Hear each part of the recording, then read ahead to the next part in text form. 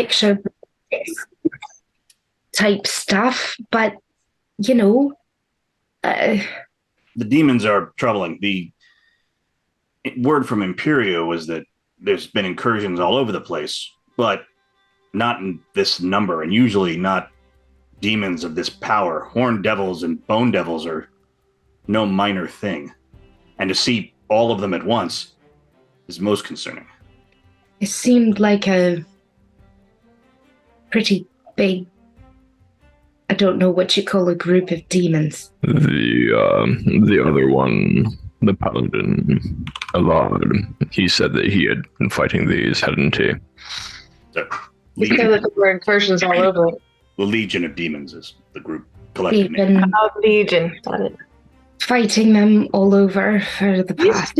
We still haven't seen, what's that asshole's name? Jackson? Jasper? Jasper. We still haven't seen him. You mean? I mean, we killed him. We haven't seen the real one, but we haven't seen the real one. I figured. Chancellor, remember the Chancellor, like we thought it was the Chancellor, then he turned into that's right, yeah. It wasn't actually him. I mean, I figure if he might be dead, he might be in the prison. Yeah. Usually when demons assume the form of a person, they've usually killed the person, but it's possible that he's a captive. Demons are anything but predictable. Run away. So, I mean... And what about his sidekick? The witch. There's a witch in every city that advises the chancellors. Mm-hmm. Is that normal, or is it just something we've encountered? In the Midlands, it's normal. It's not normal in... No. Drusilla Bane. Nor is it normal in Imperia. It's a unique function of the Midlands. They have a strange alliance between the orcs and the witches. The orcs provide bureaucracy, and the witches provide magic or madness, depending on who you ask. Fair enough. I think once we've had a rest, and it's best we go back in, see if we can find them. If we can't, then find our way into the prison. I mean, that's why we're here. For you. She just looks at Eliza. Not for me. For them. For everyone in there. She may not even be alive, It's just... She was last time you messaged her. And if they found out, they, and because she going in. You should all rest. The sooner we get down, the better. We do shifts and keep watch. Aye. I can go first or last, but I need the 8 hours per spell. Keep in mind, though, Eliza, that some of the people in the prison probably deserve to be there. But for example, the Lich and the Fire Giant and the Beholder. The Beholder was in the prison. It's true. He just wanted to get laid. Well, maybe he shouldn't have been firing his eye stalks at us. I don't know.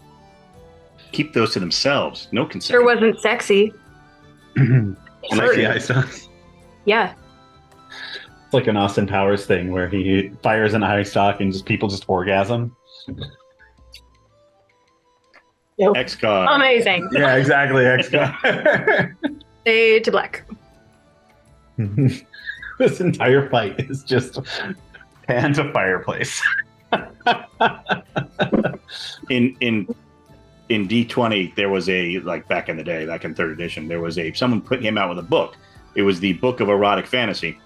And so one of my friends picked it up as a gag, and we at a game con, and we all sat around in a room doing dramatic readings from it, and it was hysterical. But also, we were all like, none of us, if we were in a game session and somebody pulled that out, we would immediately leave. Mhm. Not what I signed up for. Thank you. No, thank you. Keep that to yourself. All right. So long resting, are we? Yeah. Long resting. Yum. Hot pockets. Um, I'm so annoyed I have to do this on my phone. My iPad is like not. It's not even like doing the like little sign that's like I'm charging, but I can't turn on. It's just black. Oh, oh fun. no. So maybe it's just really dead. It's But just like, been plugged in for a hot second.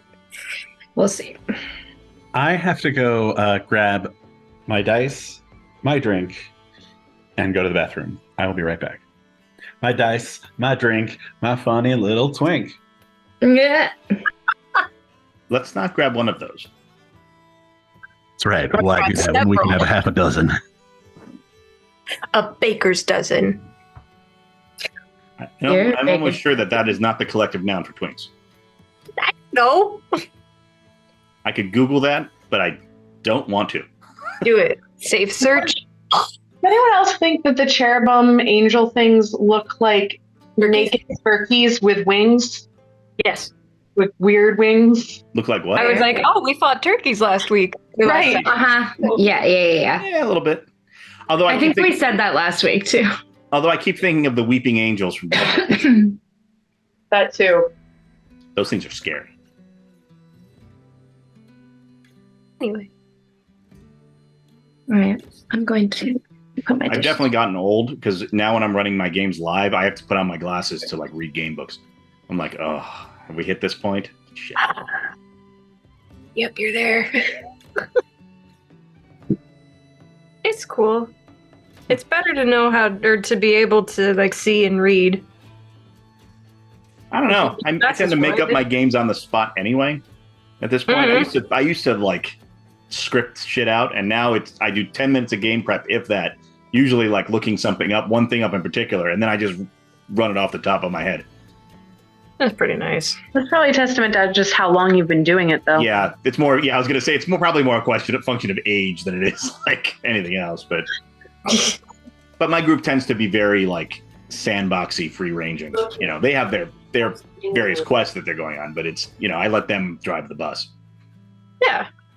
Well, and truly, I think that's what makes it the most fun for players too. Is they're like, we chose this. Well, I keep telling you, I'm like, I never want to have to say to you, "What are you doing now?" Mm. Like I'll just won't say anything and just let them sit there until somebody decides to do something. I was saying, John, though, like the worst thing you can say, the worst thing you have to say as a GM, which I never want to say in a game, is, "What are you doing now?" Like I just won't say anything. I'll just sit there. So We'll figure it out. I had a brave moment earlier this week, and I emailed my agent to be like, hey, can we have a quick conversation? And then we had a really great conversation. And then I wrote 2 breakup emails with my commercial agent and my manager. Please don't Oh, public until after the end of this week.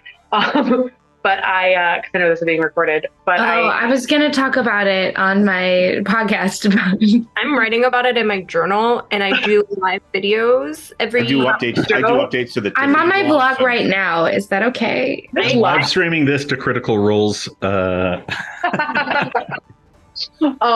sorry. I wrote 2. So I'm going commercial. I'm signing across the board with my theatrical agent. And I'm dropping my manager, and she's going to help me find one that's a little bit better of a fit for my personality and where I'm at. Awesome. But I wrote 2 breakup emails, and it was so terrifying. But I did it, and then I scheduled them to send. I don't know when the breakup emails are going out. I didn't look. I just scheduled them later this week.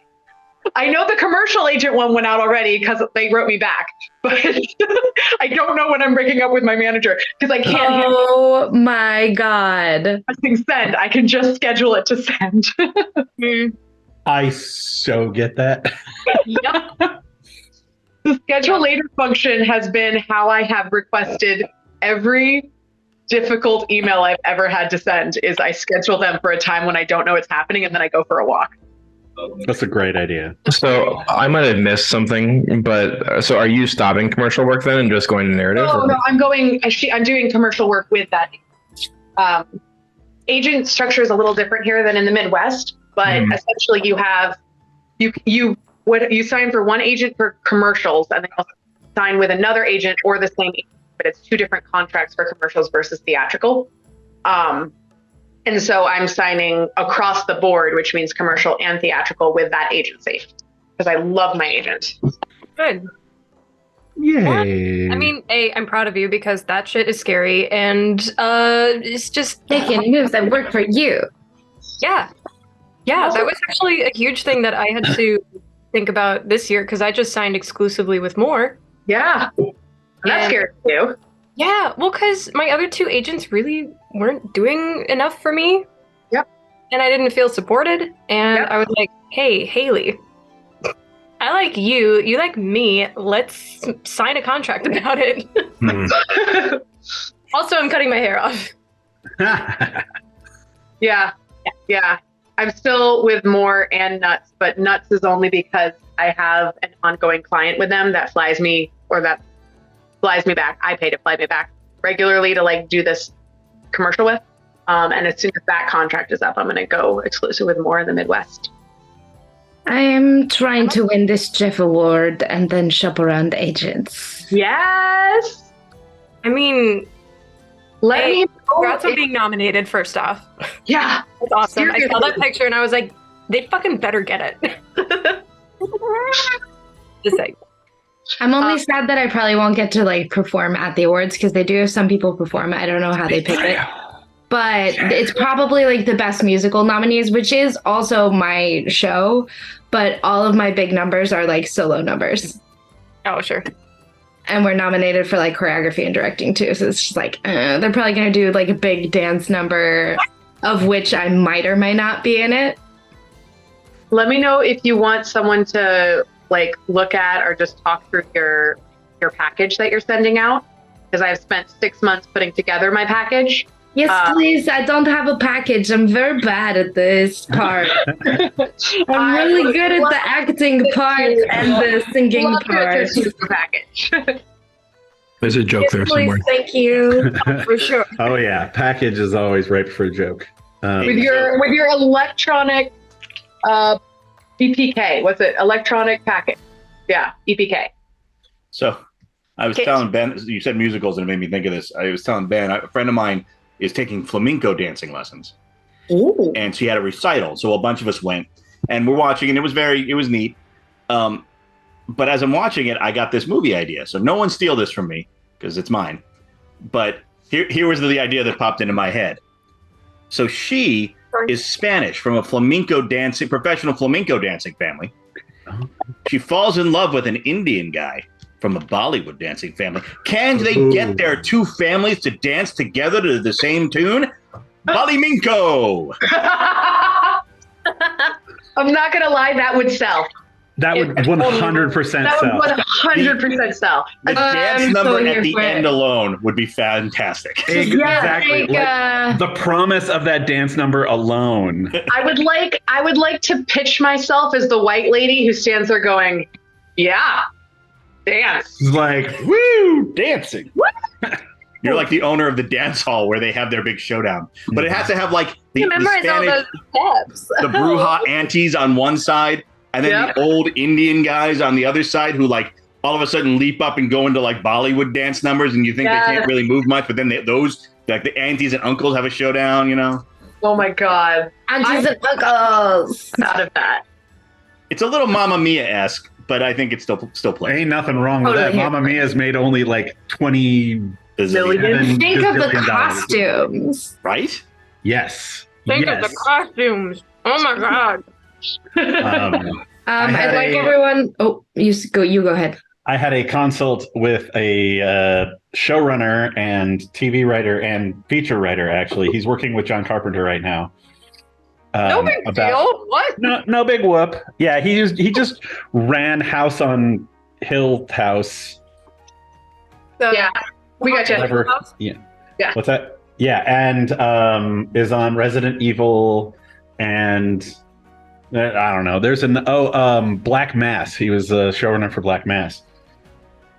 None of which I have watched because it's horror and I'm not into that. But I took one of his classes and was like, this man is kind and funny and like about my age. So I was like, I think he has a lot to teach. And then he's on Twitter watching all of these people who are peddling their services and have never sold anything in their lives. And he's like, well, you know what? Fuck you. I have an abundance of time and no need for money. So I'm going to do it. And his wife was like, Marsha, she's like, no, Jeff, you have to charge for this. He's like, fine. He's charging like less than a quarter of what the other people are charging. Yeah. And so I'm like, yeah, sign me up. This is a good time. And hello. Yeah, he read my script and sent it back. And I think I sent some screenshots to Tiffany. Some of the notes are absolutely indecipherable, which he apologized for and was just like, I always tell Marsha when she sends the notes back, don't try to read them because they're not readable. Like as we were going through the script, he couldn't read them sometimes. And I was like, no, I figured out what this one said. But the other thing I noticed were all these check marks, and he's like, "Oh yeah, it's a thing," because he prints it out, reads it, and then like makes all his notes on the script, scans it, and sends it back. Mm. And he's like, "Oh yeah, those check." I love how old school that is. Yeah, yes. Yeah. He's like, the check marks are all things that I just liked or enjoyed, and it's just fucking full of check marks. There's one point where there stops being notes, there stops being check marks, and he's like, and it just says in the margins, I'm just enjoying myself. He's like, the point where you're like supposed to be giving somebody notes, but you get drawn into the story? Yeah, that's where I was for those 3 pages. And I was like, fuck yes. Nice. Yeah. He was like, I always feel bad if I have to either do a total script teardown or if I just don't have much to say. So I'm sorry, I don't have much to say. I'm like, just you saying that was worth the price of admission. Yeah, it's like that's when like for me, Johnny, that's when I usually go, do you not have much to say because you don't think it's worth commenting on, or you don't have much to say because you really liked it? Yeah, it was like, because he really liked it. Which one is that? Yeah, he was like, anxiety is always like, nope, it's trash. I know it. I'm sorry you even read it. That's where all of our minds go. That's going on back here. But I also know, like, I've worked on this a lot, and I think it's pretty good. But I think there are some points where I'm not so sure about. And he came in, and there was this one section where he's like, and now we get to these 3 pages, which is like, and our guest writer he's like, this feels like it's from another draft, another script, another writer. Like, everything is so weird. And I'm like, what you're detecting here is that I thought I had to go through this whole thing about finding the bad guy and all of that, but like, I didn't want to waste pages on it. So I just, use one of the tricks up my sleeve to like zip us through it. But, now talking to you, I don't think I need that part. And he goes, I don't think you need it either. I'm like, well, I'm going to delete it and see what I'm missing. He's like, yes. And then figure out the most concise way to get back all the other things that you want, that it's actually missing. And I cut out those 3 pages, that entire sequence, the whole thing about, which had gone from like 12 pages of like backstory and, hunting this guy down and all of this stuff, down to 3 pages of montage, down to nothing. And it didn't change the fucking story. And it was like, oh, fuck those pages. And yeah, it's liberating to like just be like, oh, good, because I thought that was a problem. I was correct, and the solution was highlight, delete. Yeah, and then he's like, the ending here, he wrote down, this feels too TV. And I just started laughing. I'm like, I fucking know what you mean, man. He's like, yeah.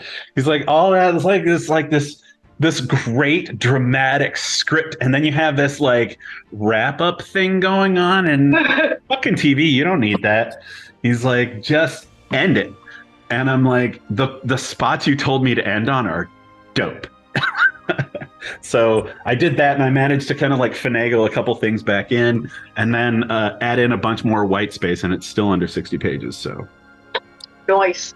yeah, and now Tiffany has to read number I have to read it again. number 5,278. I think it's only like 12. Not bad. Somebody asked me once, it was like some guy wanted to get into screenwriting, and he was like, well, once you finish, your first draft and then you revise for the producer or whatever, then it's done, right? And I'm like, oh God, no. Like, there's 15 drafts before you show it to anybody. Yeah. Yes. Yeah. This one I rewrote. I did page 1 rewrite 7 times before I finally got a version of it I liked. And sometimes you put it in a drawer and years go by because you're like, I have done too much on this and I can't think about it until I forget about it. Yes. That was the thing with this was it was like I wrote that first draft and it was total misfire because it was an outline that I came up with because I had to pitch it to Sci-Fi because we got a pitch with Sci-Fi and we're like, oh, here are the 5 things that we could pitch to you. And they were like, ooh, we like the really, really Sci-Fi thing. And it was like, fuck, now we need to like pitch them a pilot. And so like kind of came up with a pilot, and then I tried to go back and write that, and I gave it to my friend, and he was like, feels like you're just rushing everybody, like everybody's being rushed through this storyline and nobody has any agency. So I trashed it, and I did 4 or 5 drafts, like complete rewrites before I realized I had the wrong main character. And between each one of these, it was like, okay, well, I gotta put that in the drawer, and I went off.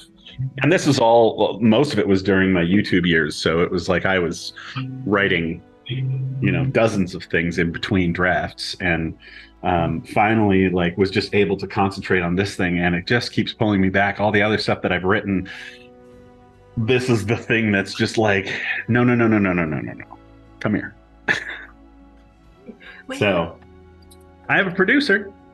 And he's very, very excited. I put together a pitch deck, and he's going to reinterpret it because that's like one of the things that his production company does is make multi-tens of millions of dollar pitch decks for people. And he's got all of these resources for going out and pitching. And so we're hoping in the new year to be able to go do that.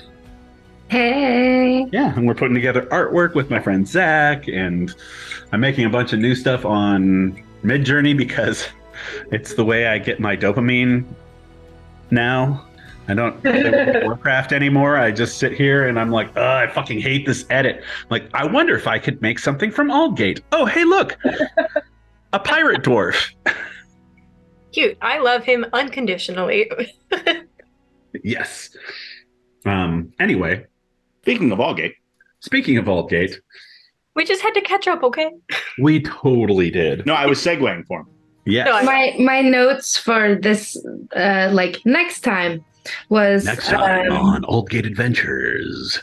We killed some stuff. Some got away. Kismet and Ergoon stuff. I'm looking out the window behind him. Next time. That's all I wrote. Next time. Next time. Oh, we figured out from many notes where we end up this week. But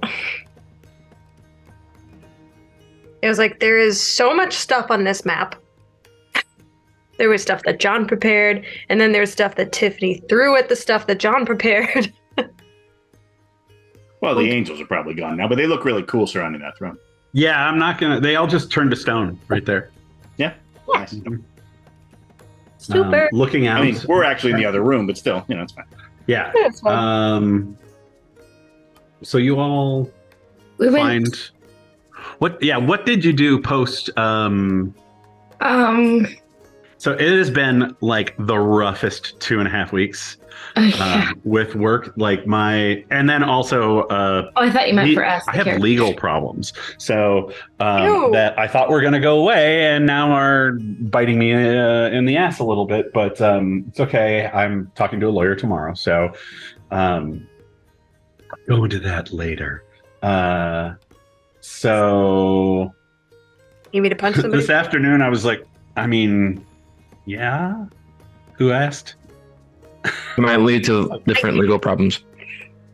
Yeah, that does lead to different kinds of legal problems. Tiffany, I blend in with all the gray. I don't exist. You just take your hair and like graft it to a ski mask.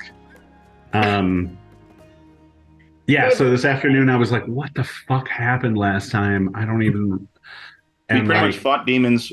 They kicked our ass until we beat them up enough so that they would leave. And then we all went, oh, Jesus, what the fuck? And then we found a room to hide in order to sleep. That was pretty much We how it killed happened. some of them. We killed Yeah. the bone dragon demon killed the and Aaron, yes, Horn Devil, yeah. Bone Devil, Mm-hmm. the Chaos Mage, and the Rakshasa got away.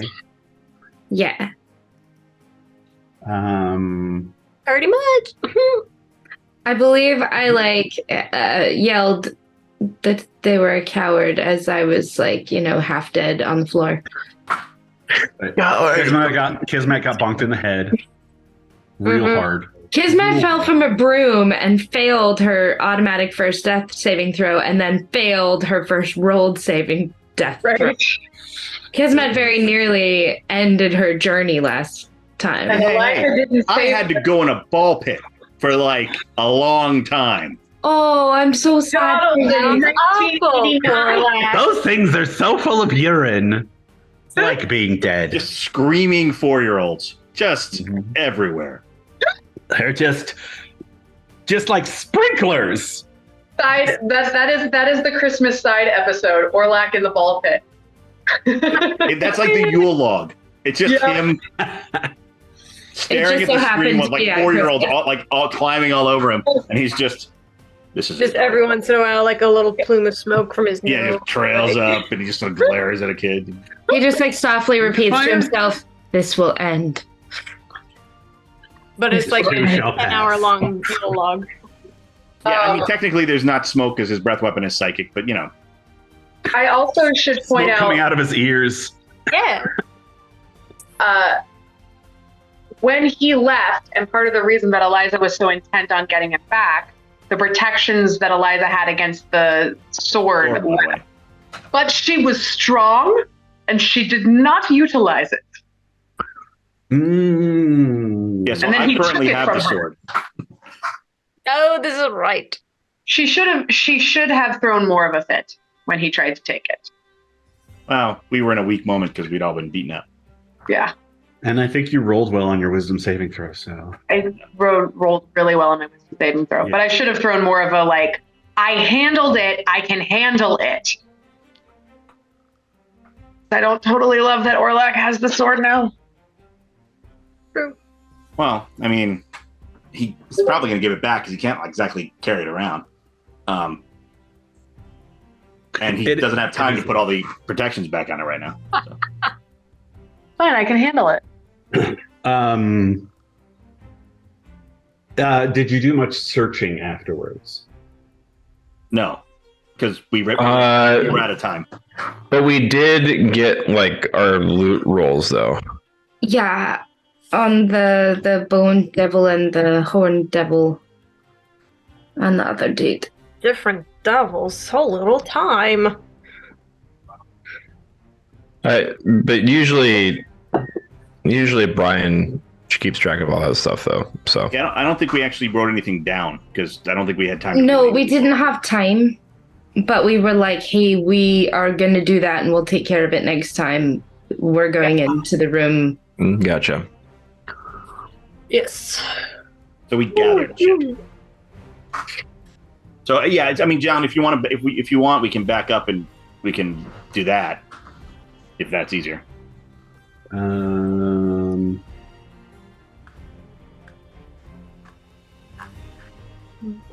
No, whatever's fine. I don't have anything written down for loot. Mostly because they're devils. Yeah, they don't really carry much. Yeah, I don't really carry a whole lot. They got bones though. We can loot the shit out of the building. Yeah, they do. No one kicks the bones. Willow's bag of dicks. Which I totally forgot about, by the way. So we're in the room now. Yes.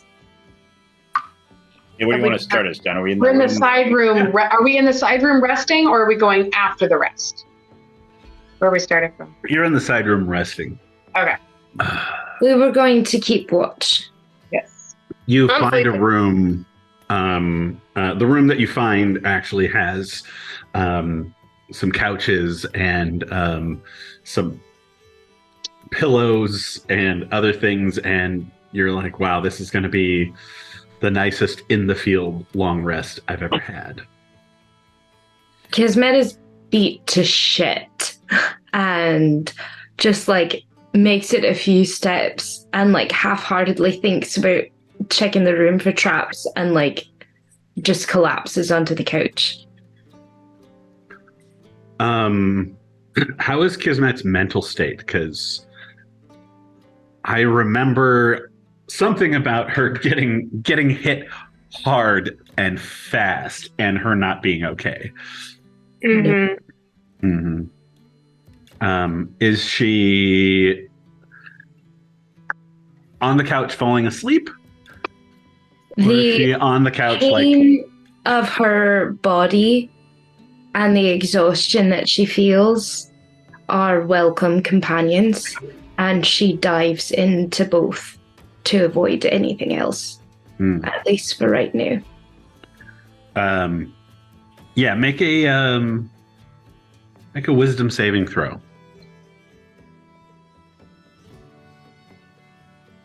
I didn't get my dice. Eh.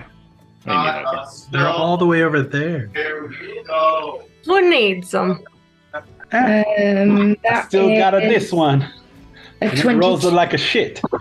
What's that? 22. 22.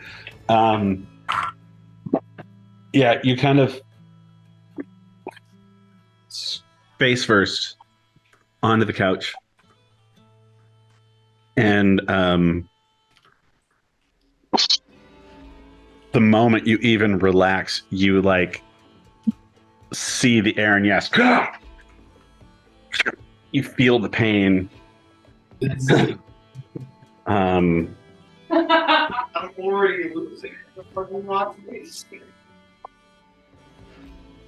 Is that background noise from Ben? Sorry, I can turn down my mic, I guess. There's other people in another room who are playing a game. That's okay. Is it a good game? I'm trying I to want to play D&D. No, I don't want them to play. I don't want them. I know this game is so sacred to me. I've had so many people who are like, "Oh, that sounds like fun. Your Musketeers game. I want to be a part of that." And I'm like, No. You're part of the one shots people. Yeah. Nobody else gets to come in here. Well, also, like, at a certain point, you can't. There's too many players, and you can't get anything done if there's like, Yeah, and that number is very different from table to screen. Yeah. Like this is about max for screen. I mean, I'll be honest. If Henry Cavill really wants to come and do a game with us, we're going to let Henry Cavill do the game with us. But And he he's has to bringing play his the dog. And his chin. Well, the reason this works is because we all clicked as players. I mean, I've run groups of this many people in person and on screen, and it just sucked because it was just too many. But anyway, I think it's because we all have the same goal as far as like what we want to get out of this, and the same, yeah. So Kismet,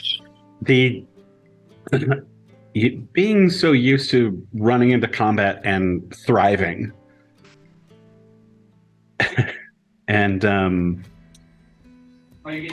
this time running into combat and being absolutely beaten down.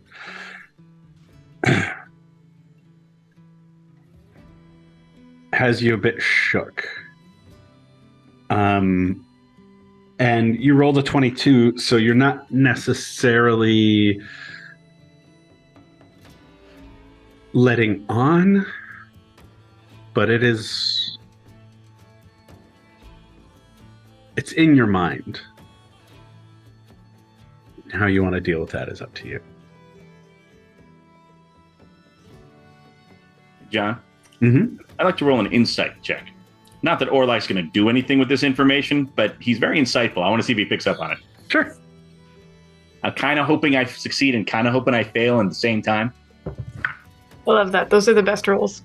Yes. 26. Are you taking first watch? Yes.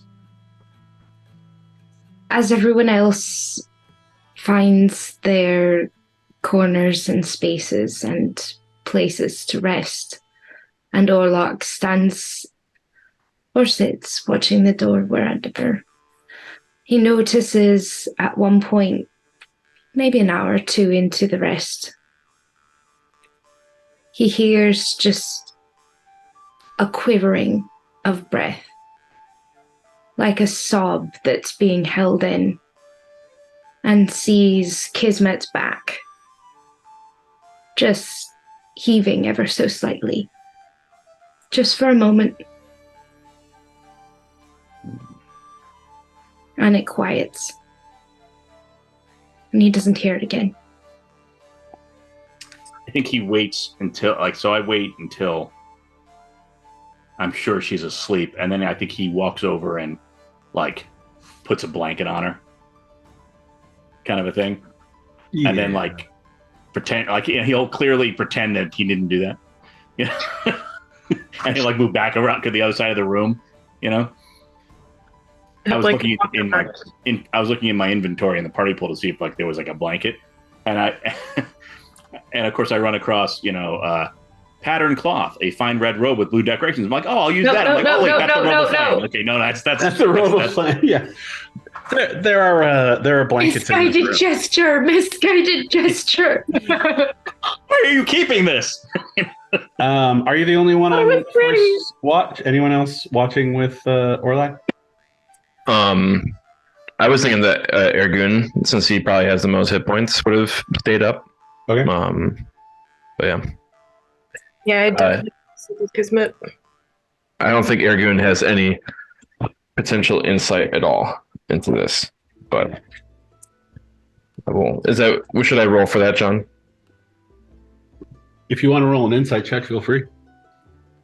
I think when Orlak puts the blanket on Kismet and comes back over, Ergoon gives him a look, and Orlak's like, she look cold. Ergoon rolls a 15. Ergoon just scuffs.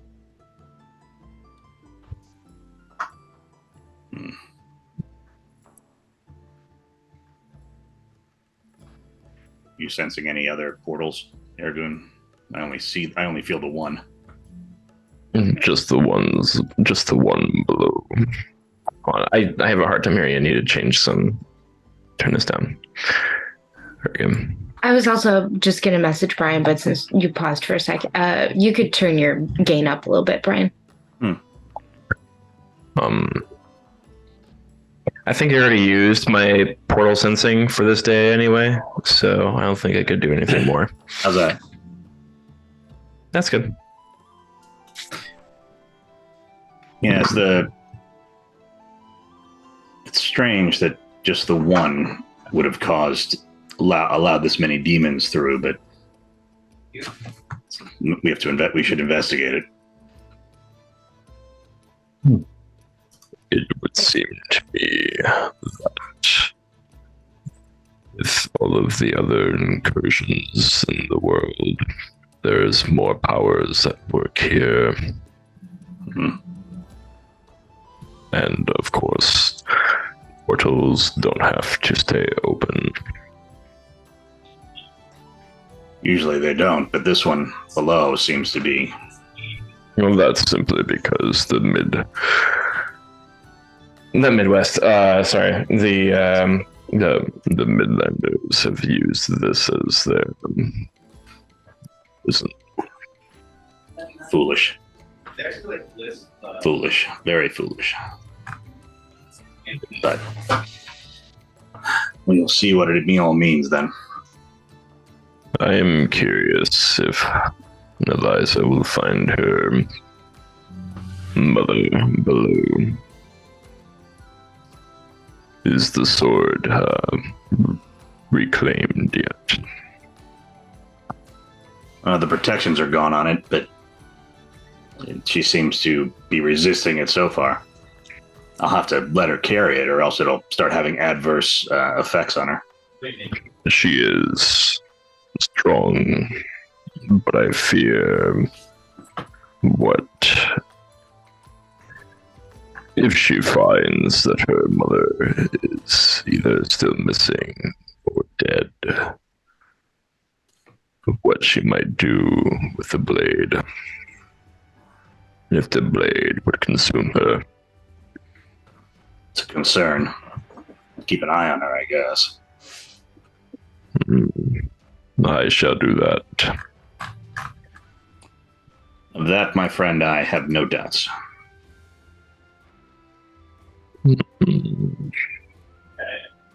You should rest. I will remain awake. Yeah, so at the end of my watch, I'll wake up who's ever next and sleep.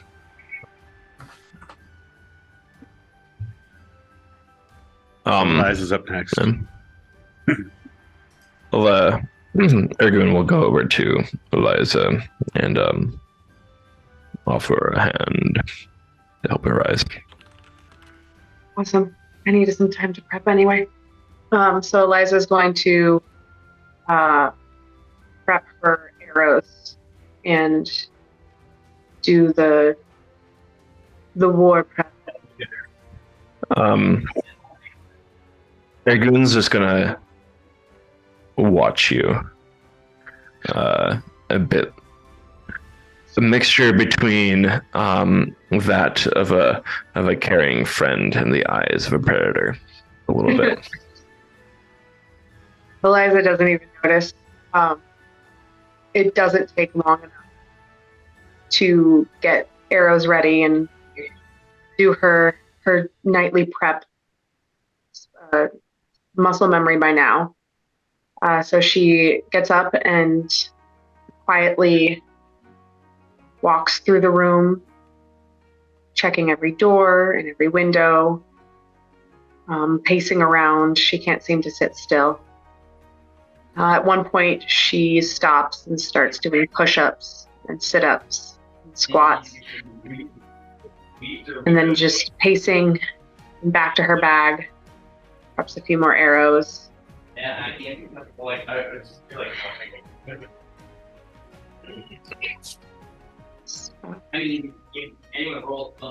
Too quiet? Feels really quiet in here. It is pretty quiet. Go ahead, Ergoon. Eliza, I say this with I would consider us friends, and so I hope you take this with kind intent. You're worried for me? I think I might snap and grab the sword. You should prepare yourself for the worst.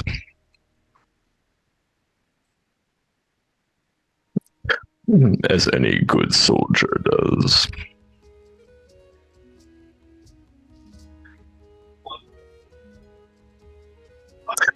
Know that we It's easy are with you. to hope. So I am prepared.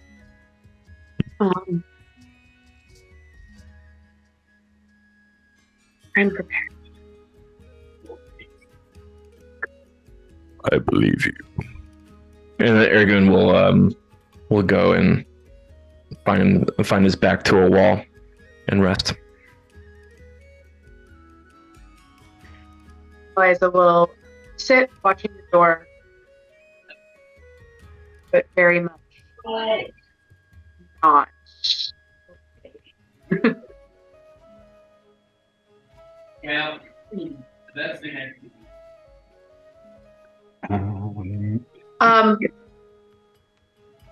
Does Eliza have? Yeah. As she's working with the arrows,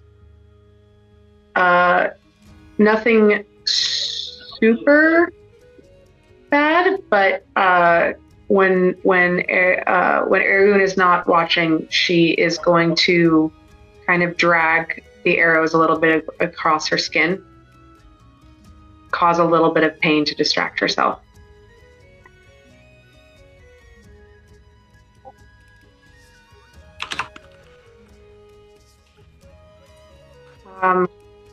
As she's doing that, she's keeping a pretty close eye on Ergoon. And can I walk over and like?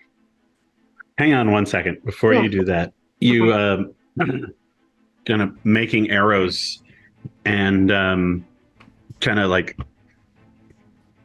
you know that you're doing this not because you need more arrows, but because you are going to cut yourself. Yeah. And just as you're about to do it outside, you see the moon is like catches you through the window. The point that it's distracting.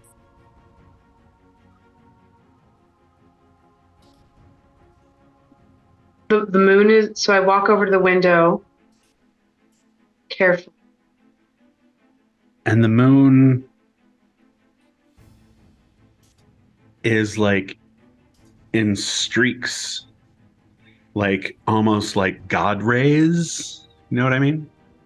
Yeah. Coming down. Lion King. And as you look at it, you kind of take a breath in. Roll a d20 for me and just tell me what you get. 10. 10. You can still feel the stress of the day and that like constant stress that's been going on. But as you kind of take in what you're seeing in the moon rays, and like you can see like bats or something, like some sort of creatures going across the moon, and not like gloom stalkers. Like these are creatures that should be out there. And you just for a moment kind of shut your eyes and remember this like woman in this robe, these white dress with her spear, and she looks like war and mother all at the same time. Eliza's standing. Oh, no one can hear. It's going to stay on. You broke up there. Oh, can you hear me now? Yeah. Eliza is standing in the window under her breath. Everyone's sleeping. Trying to say to herself, maybe. You cut out completely, Jeff. It was 2 under your breath. That was talk about sub-vocalizing. That was amazing. Is your Zoom audio set to like auto? Like no, my computer mic broke, so I'm using the audio from these things, but Zoom won't send the audio to these things. So I've got some stuff going on. So she's going to say under her breath, maybe this time I don't prepare for the worst.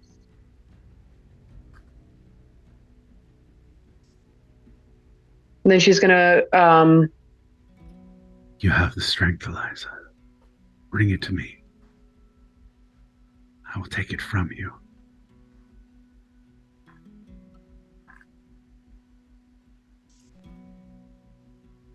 I will. And that's when you hear tossing and turning. So I leave the window intent to clean up and prepare to bed down for the night, and hand my turn over to someone when I'm going to walk past Ergoon and notice that he is not as asleep. Keep a close eye on him. But in a very Eliza way, I'm going to crouch in front of him and get a little too close. Nose to nose. Ergoon, are you asleep? Sleep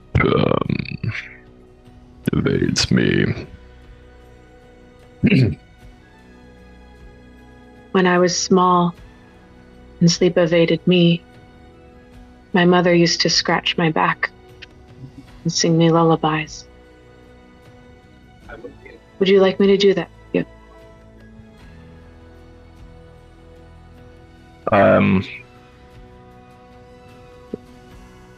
We'll see Ergoon just think very intently about that for a moment. Eliza understands thinking intently before responding. Such a kindness has not been given to me before. I think I should like that. What keeps your mind awake?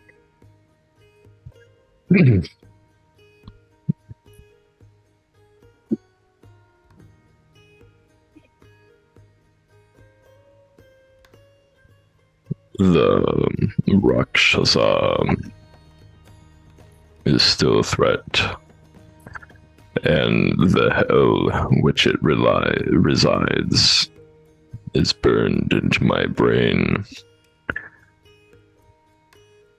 These are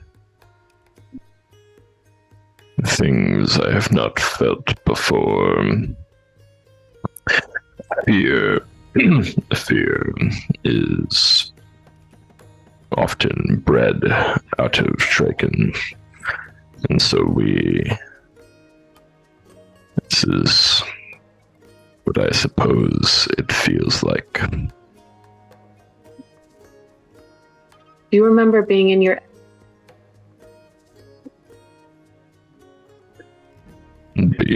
Sorry, what? I didn't hear what you said.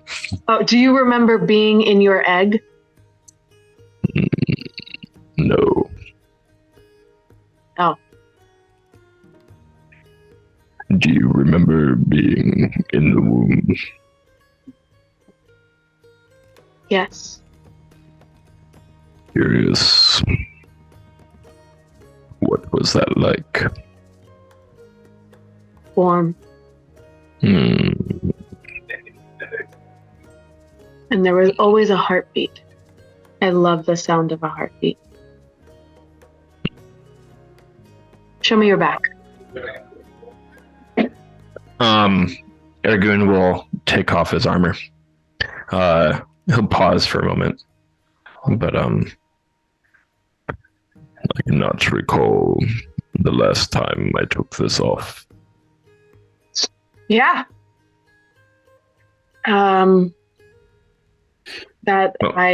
Thank you. He stands up and will do a big stretch and just kind of methodically place things down before him, almost kind of like a ritualistic kind of thing, like he's been taught. Mm-hmm. And then kind of get down to his on his knees and kind of like rest back. And his tail will curl around him on the side that's opposite you. Okay. And Eliza will gently scratch his back, very slowly, and tell him to think warm thoughts. And the happiest thing. Yeah. It's the same as having wings. And just kind of hum under her breath the same couple of notes over and over. So Eliza remembers, I don't know if you guys remember, when Allard got slashed by the Rakshasa, he also had nightmares and couldn't sleep and had to be decursed.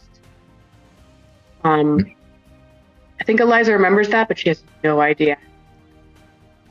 Or how to decurse someone. Pretty sure Allie did it. So, she doesn't have a solution, but she does have comfort. And so she will sit there with Ergoon as long as she's meant to be awake, and try to bring him some peace. One last thing before we move on. Eliza, we Draken are bred as blades, weapons for death and destruction. I have, in my modicum of freedom, tried to break free from this. I have not shared this with anyone else, but you mentioned a heartbeat.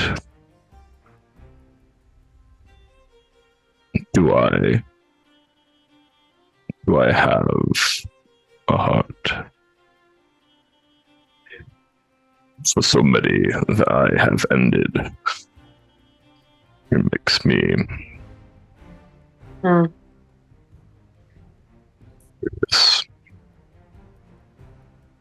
Ending a heartbeat, as I was taught, does not mean that you end the soul.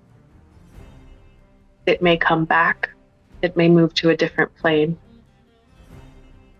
But if that heartbeat is tied to something evil that's harming others, that's sometimes.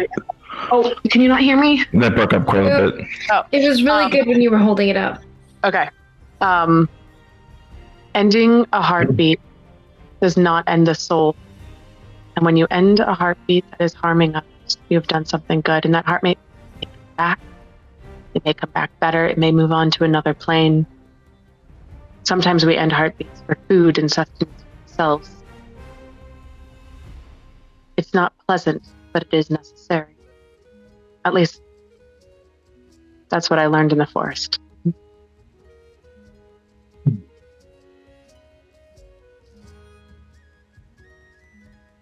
Nature teaches us cycles. Things are not always fair, but eventually, good wins. Eventually, the moss grows back after a fire, and eventually, the sun shines again. The world has a way of writing it. Sometimes that's our job to write it for it.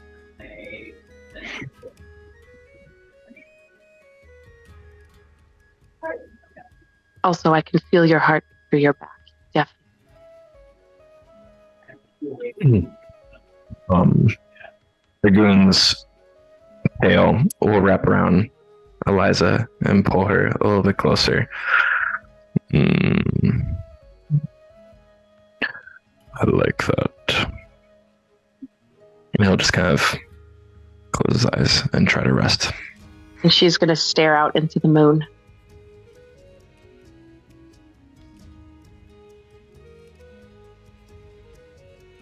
Ergoon, you're continued to be plagued by these visions and nightmares and are unable to rest.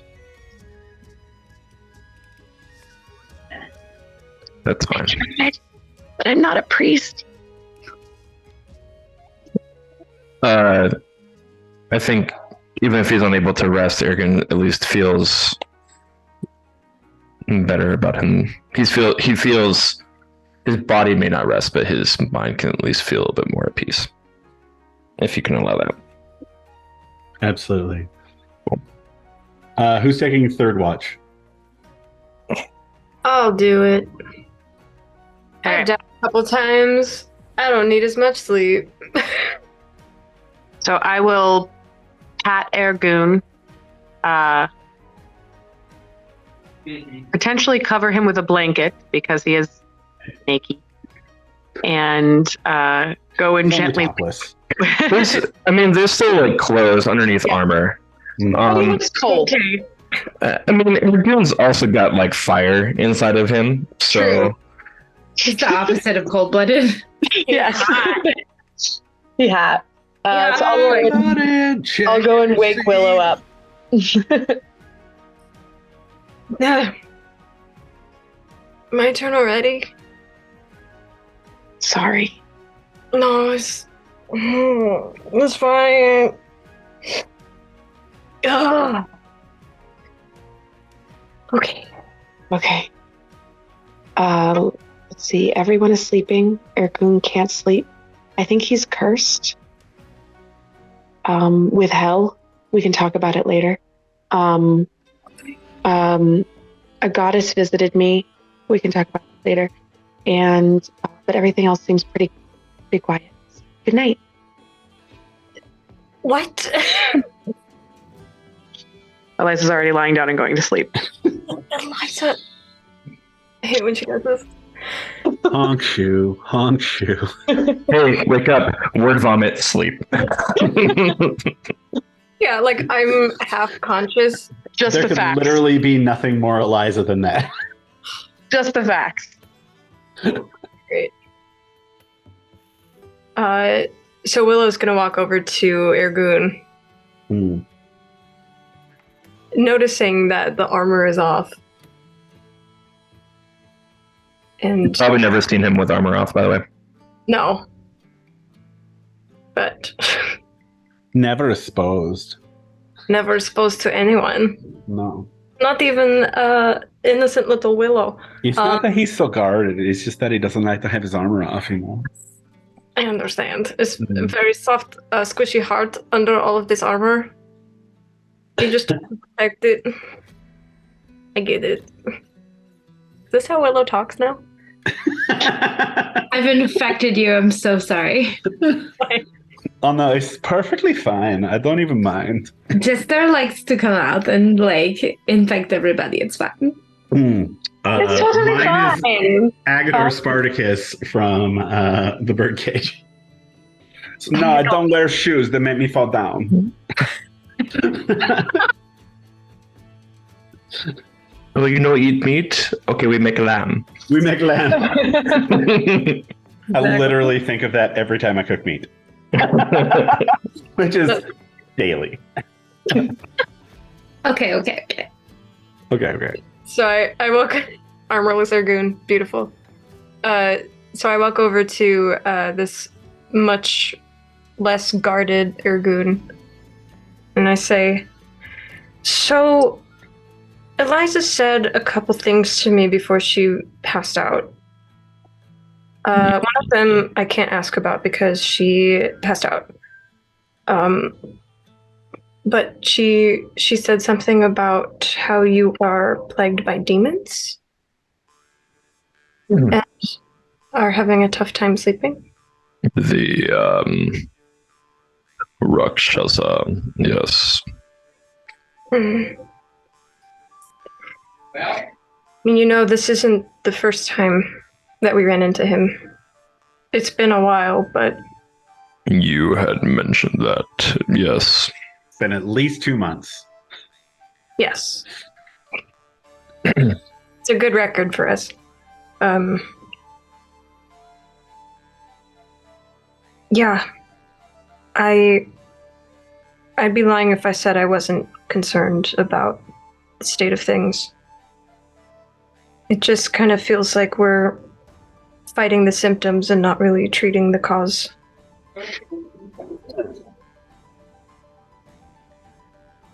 Sometimes you have to treat what you can until you can find the source. Yeah. I mean, with how this last fight went, I'm really hoping we make it. I mean, I know I'm like a cat with 9 lives, but that kind of luck's got to run out sometime, doesn't it? Not while I draw breath, little one. Thanks. I just hope that you know that I am also here for you. I know that being a Draken, you must feel some kind of pressure to be a source of strength for those around you. And you have been for me. And I deeply appreciate it. But I also want you to know you don't have to be so strong all the time. Especially on nights like this. This kind of stuff is really hard to go through.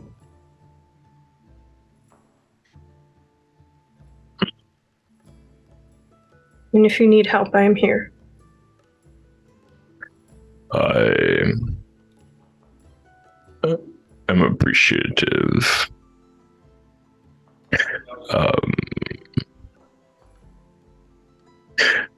She mentioned this is a curse, and so it helps in some way to know that this is artificial and not quite real, as much as it is real. So when we are done with this, we can find a way to lift the curse and heal these wounds. I would love to help with that. Good.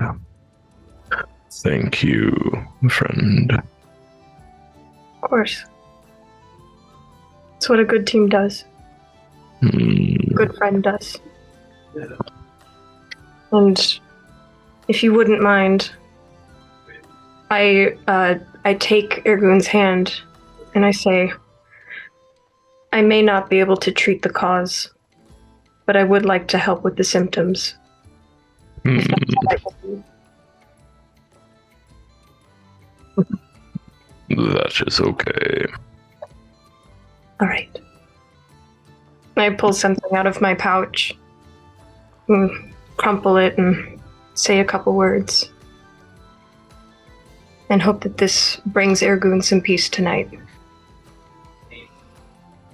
Are you casting something, or? Yeah, I think I would be casting something. I'm not sure if it's like literally cure wounds. Moonbeam! It is my Fear of thing. annihilation. We shall burn it out. I'm sorry. Power word murder. I'll release you. No, cure wounds heals physical wounds. Yeah, how about This is like something lesser restoration? Lesser restoration is for things like Conditions. blind. Yeah, conditions, blind. Greater restoration? Do you have Protection from evil and good. I have that ready. Not From his curse, white. spike growth. Perfect. He's still cursed, but he grows spikes. Cursed, he just now is walking funny.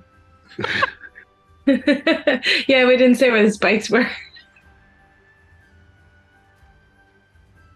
Anyway, protection from energy.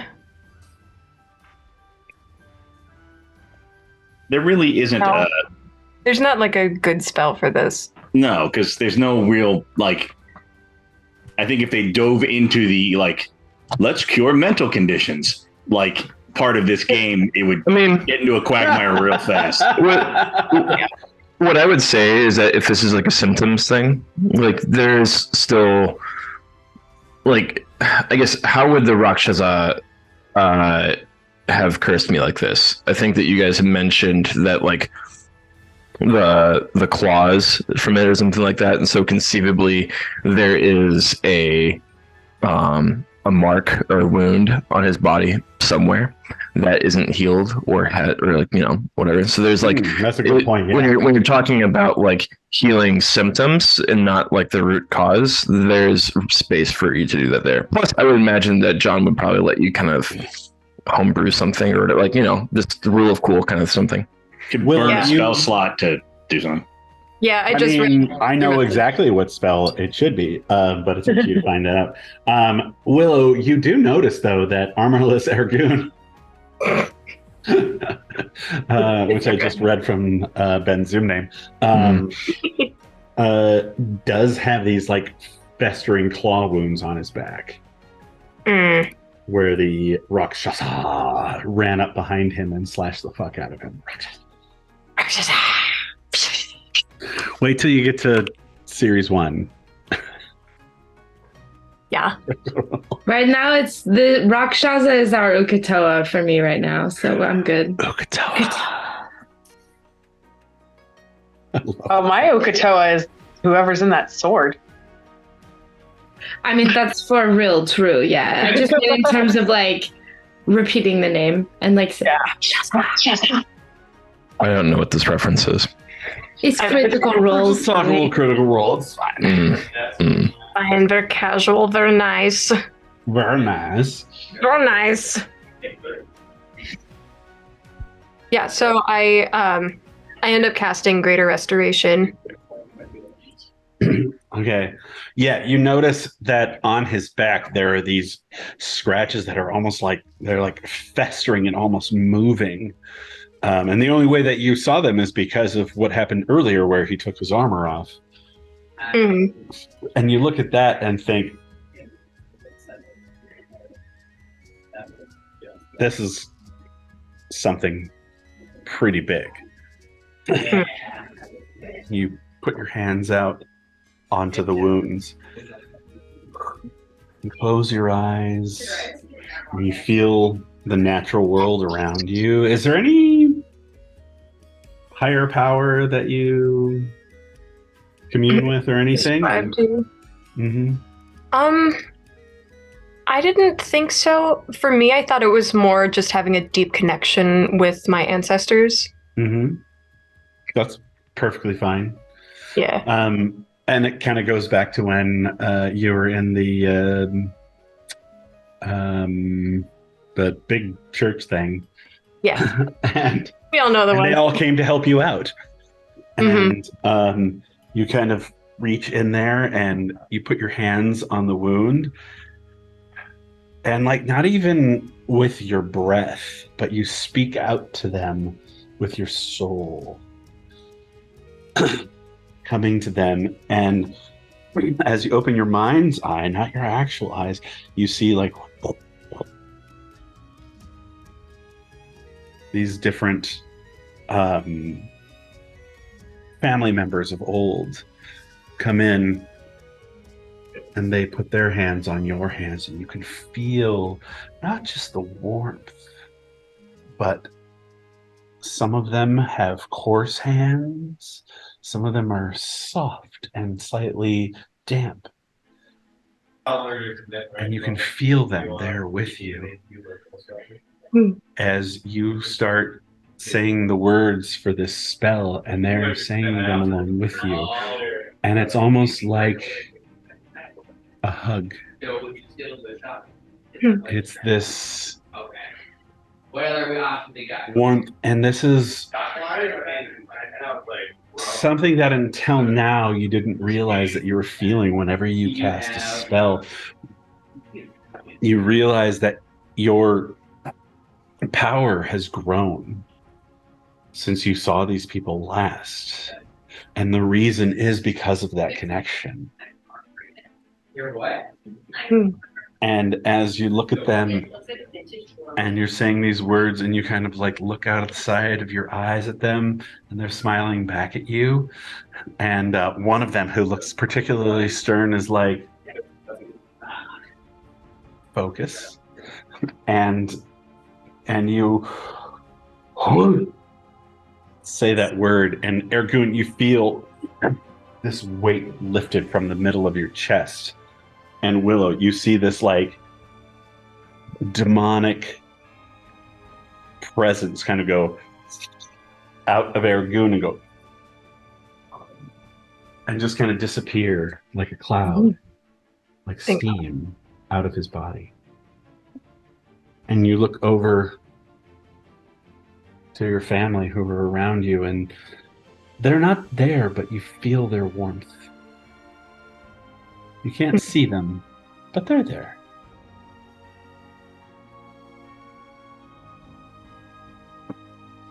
Mm-hmm. I take a deep breath as I relish in this moment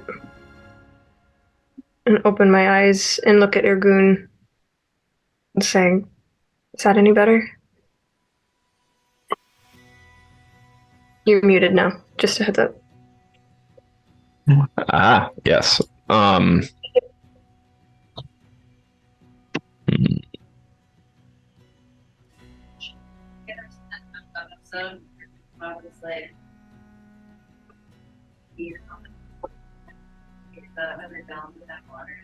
It's as if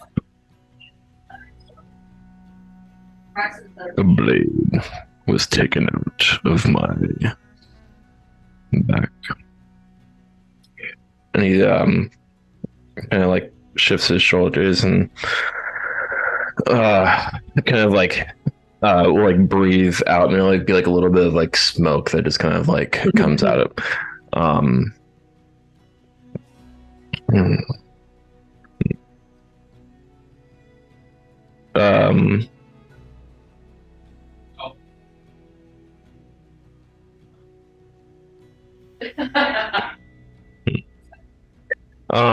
and I think that he will just lay down and rest his head on her lap and just gonna pass out. Thank like, you. At an alarming rate. He says these words to you, and it's almost as if he's asleep before he finishes the last syllable. Good. And is immediately honk-shooing. Honestly, I don't think Willow could hope for anything better. Mm-hmm. You're just like petting his scales. It's actually really nice. Yeah. His head's like the size of your chest. Oh, that's a nice dude. Thanks, Bacon. Mm-hmm. He can hear her heartbeat. Good. Yeah. Like, I think after a few moments of just, like, caressing his back, I actually end up just kind of setting my chin on his head as I continue to keep watch. At Orlak, Eliza, the light on your eyelids takes you out of your slumber as you wake and you see Willow cuddling Ergoon's giant head on her lap as you're all kind of looking out. In the main throne room, there is like an entire wall of windows. In here, there are still windows, but it's not as big. And so and Orlak. Yeah, sorry, John. So Orlak sits up, and he sees Willow over there with Ergoon, and he like looks to them. And then he looks at the discarded, like the pile of armor that's all arranged in the style that the Empyrean army dictates. And then he looks back over to Ergoon and like raises a scaled eye ridge at him. Ergoon is so asleep. And then he just raises it at Willow. Yeah. No. Nothing like that happened. Yet. And then he pulls out his spell book to start studying his spells for the day. This was not the night of the bear.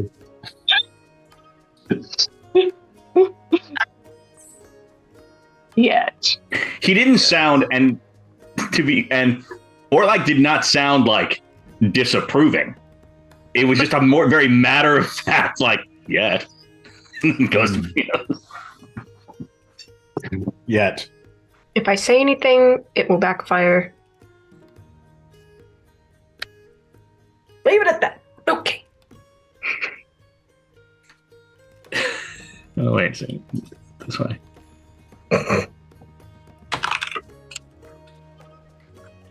Returned it.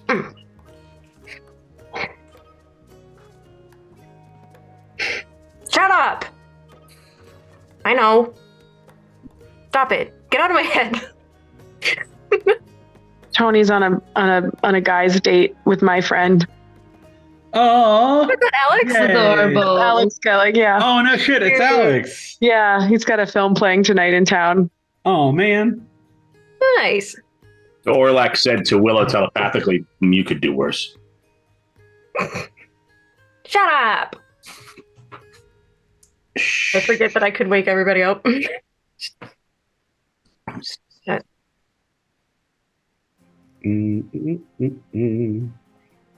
She was blushing a little bit. She looks over and sees that Kismet is up and just tidying herself her armor quietly, not saying anything. No one even really remembers when she woke up. Oh, morning, Kismet. Mm-hmm. Yeah, Willow's just like kind of like looking out the window, and there's like sunlight and sparrows flying around, and Ghosts. there's an explosion out my window. Oh. Yeah, and like if you kind of look down, you can see that people are moving in the docks again, and you can't really move because you have been catted. Yeah, that's fine. Yeah. You have to pee just a little bit, but it'll hold for a while. Control water.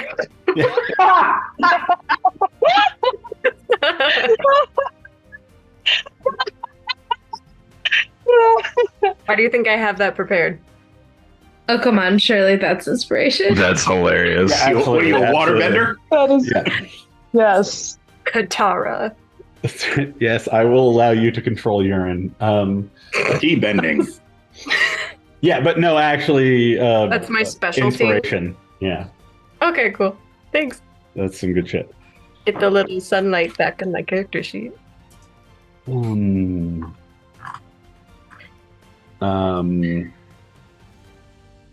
right.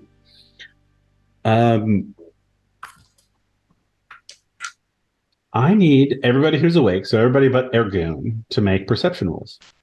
Okay.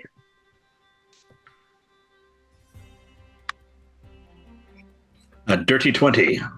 Dirty 20. We'll see. 17. 15. Because I am catted. I don't perceive as much. It's true. Draken? 17. 17. 17. Great.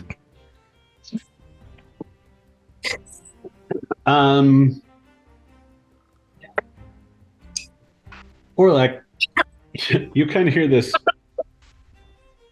thump, thump, thump. Thump, thump, thump. Shh, thump, thump, thump. Do you hear that? And after he says it, yeah, quiet, do you smell that? And after he says that, Kismet and Eliza, you both hear this thump, thump, thump, thump, thump. Is it like knocking Kinda? or like footfalls? Not footballs.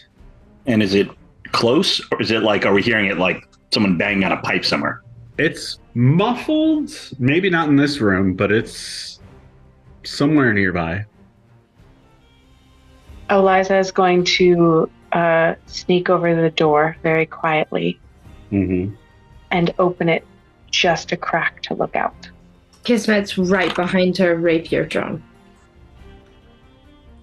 I am sitting on the floor. Yeah, Willow, you're like, what are you guys doing? Yeah, what's up? Something bad? Something wrong? Hey, what's going on? There's breakfast here? Is there bacon? This place have room service? Eliza and Kismet. Perception rolls.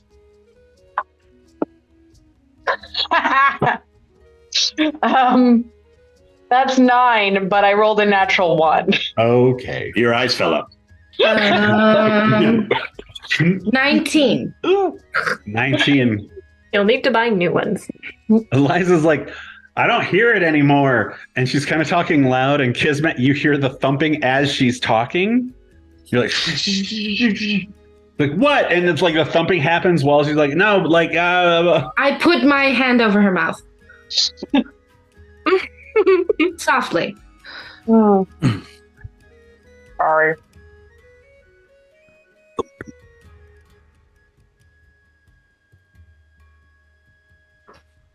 Do I see anything? Is it in a pattern? I'm going to move behind her so Kismet has the crack in the door. not a perfect pattern. And like, it sounds like it's coming from across the hall. No, wait. The room next door.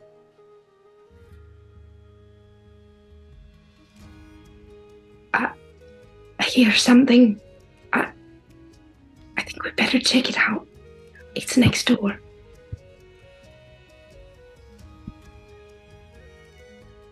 Let's go.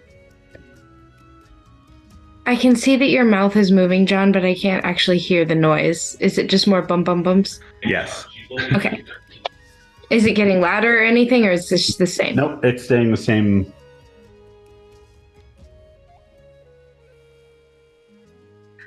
Let's go check it out. It's the sound of a horse. Oh, a horse! A horse? Willow.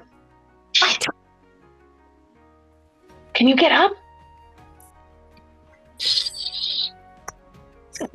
You see Orlak like looking at Ergoon like very pointedly, like I'm just gonna. I'll start like tapping his shoulder.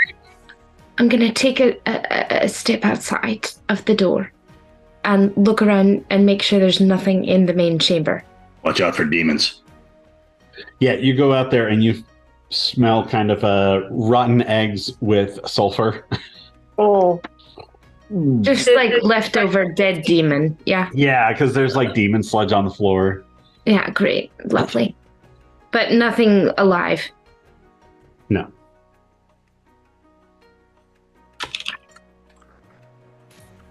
Can I now, like, that I'm in there, can I pinpoint that it is indeed coming from the room next to us?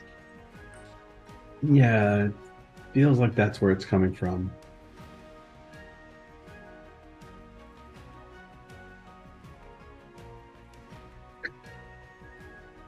Oh, God. I am right behind you. Over me. That was a different sort of musical cue than I thought. Mm-hmm. That was pretty great. And I was actually just curious who's listening. I want to make my way over to that door and check to see if it's locked or trapped. It is it is locked. You can figure that out. Make an investigation roll to see if it's trapped. Ooh. 7. Looks good. I'm gonna unlock it slowly. All right. Make a lockpicking roll. Oh, much better. That's 26.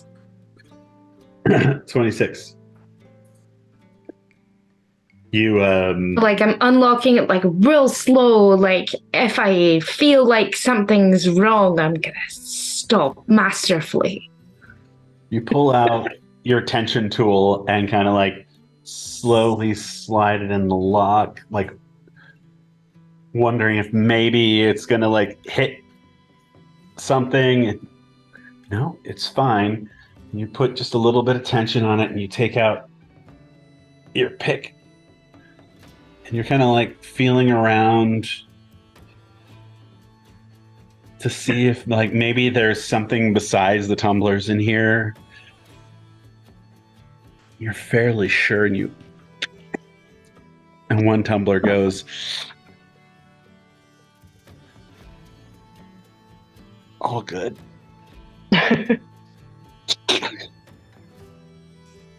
Still fine. Third one.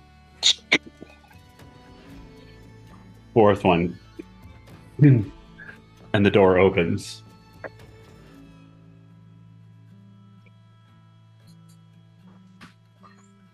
I just like slowly open it and like peek through the little bit. The entire palace is a mimic. No, I'm just kidding. And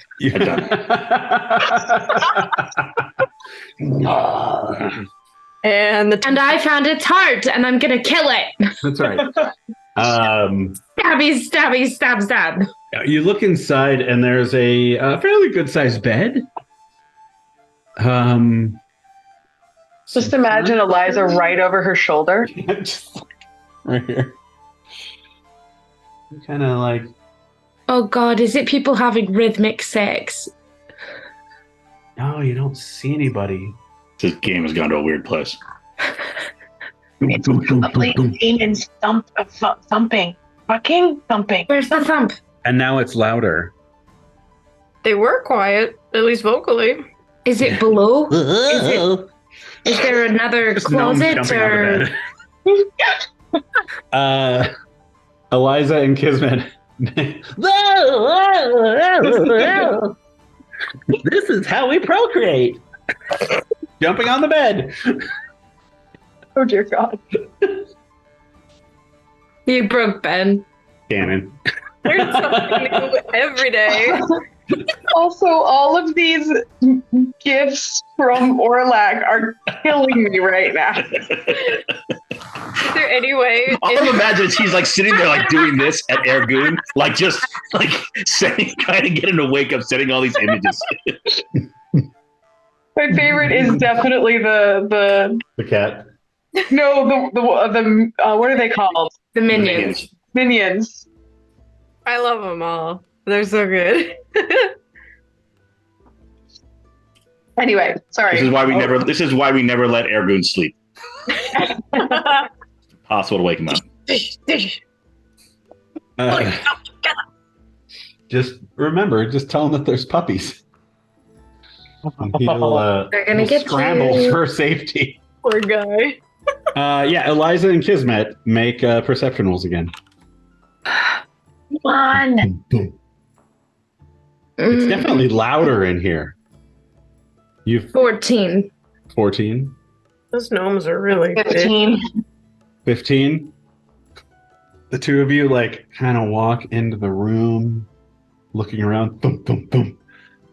You both look at. There's a chest at the foot of the bed.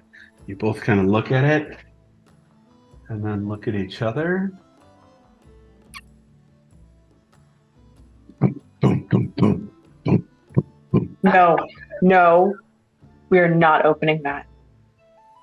But It's gonna freaking eat you. That was good. who are you?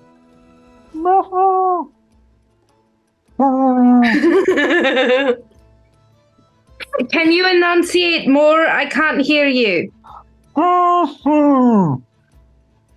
I think it's Jasper. I think it's like the real Jasper. What's your last name? Yeah, that's him. Okay, can we leave him in there? Well, like, forever? He'll die. Do you remember meeting him? We want to go in the prison that he knows about, and we just, like, saved his whole palace and his whole fucking city, and we're about to save him, so he's gotta, like, fucking owe us safe passage in and out. Okay, pick up the box with me. Actually, no. Check it for traps. Can we just go get them and bring them in here?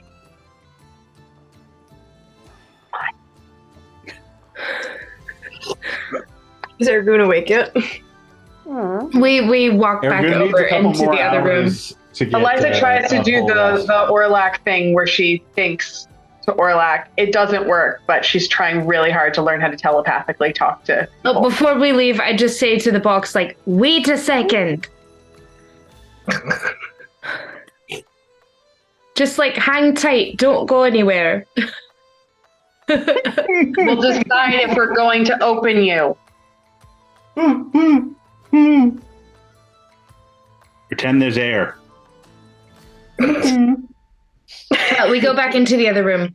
Right, there's a box in the room next door, and I'm pretty sure... Her name is Eliza, and I would appreciate it if you didn't refer to her like... And I'm pretty sure that this, like, chest Oh my has, god. Jasper. Now I'm just a chest? Is that all I have to do? Oh my god, you guys, stop it. Before I get she already excited just a about box. this shit. Tiffany, I didn't catch that. Could you do that again? I'm anxious. You watch it on the video later. Ah, okay. Oh my god. Ben, I'm dying. Can make a gift. Right, I'm fairly certain that the Chancellor, Jasper Cotton, is locked in a trunk in the next room, but I'd also appreciate if we were all perhaps around him when we open the chest to make sure that it is indeed him and not a death trap. All right, hang on. I didn't want to have to do this, and or like kneels down and he puts his mouth very close to Ergoon's ear and whispers, "Puppies." Willow's eyes widen. Your mic is off, Ben. Why do you do this? Why dost thou disturb my slumber? Time to go be an adventurer again, Ergoon. Sorry, Ergoon. What is the matter?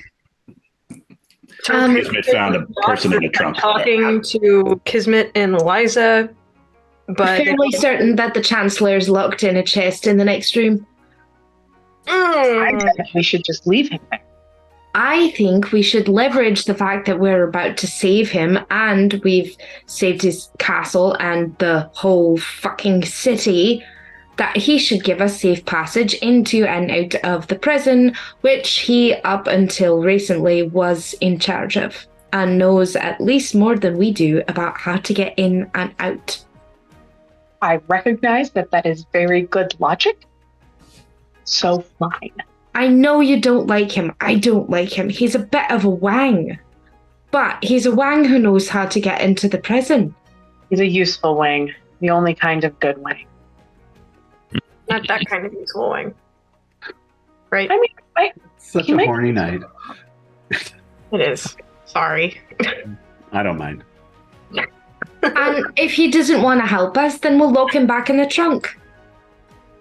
The Musketeers would like to take this moment to apologize to our viewers who may or may not have been expecting more of a family-friendly game.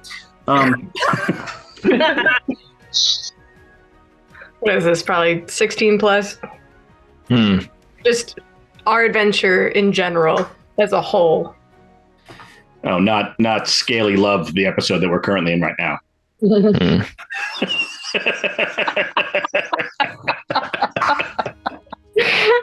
Sorry, Laura. Right out the nose. We're okay. That would have been spicy. Daily loves scaly. We have to wait. Now we have to wait 10 minutes while Ergoon puts his armor back on. I am not trained in politics. You guys handle the man. Well, we're assuming it is him. I asked who's inside, and that's what they told me, and can't really see until we open it. No. What did he say when you asked him? Oh, I said, "Who are you?" And he said, "Jasper." And I said, "I can't hear you. I need you to enunciate." And he said, "Jasper." And I said, "What's your last name?" And he said, "Jasper." And then I said, "Okay, don't go anywhere. We'll be right back." Excellent. It sounded like Jasper Cotton, and I don't know why someone locked in a trunk would claim to be that if they were. Don't have to fear him. If there was anyone with real agency, they probably would have been able to get themselves out by now. Well, that's absolutely true, but he also might know where Drusilla Bane, the witch, is, and or if she's still with us, and also how to get into the prison. I really don't give a shit about this guy. I'd like to loot this castle, but my number one objective right now is Eliza's mum. Well, I could get to the portal. You probably wouldn't need him. I know we've all become friendly, and I genuinely care for you both. But one of the conditions of you traveling with us was you helping us. And one of the things we're meant to do is to save her mum. And we're here now. I understand and agree. All that I said is that you don't need him to get to the portal. Orlak and I can do it ourselves and bring us there. Portal, yes, but we don't know what's on the other side. Not really. Also, don't know what else is in the box. It's true. Exactly why I came over here, and I want my friends around me while we open it, but this You've got a good point, guys. person might have information that could be useful to us. I look at Ergoon and say, besides, if he was in league with the demons, he should be destroyed. I am in agreement with all of you. I'm sorry. I'm still waking up and trying to process all these things. And Ergoon looks at Kismet and says, dead straight face, he's not a morning person. I can relate. Mm-hmm. That makes sense. You seem like a woman of the night.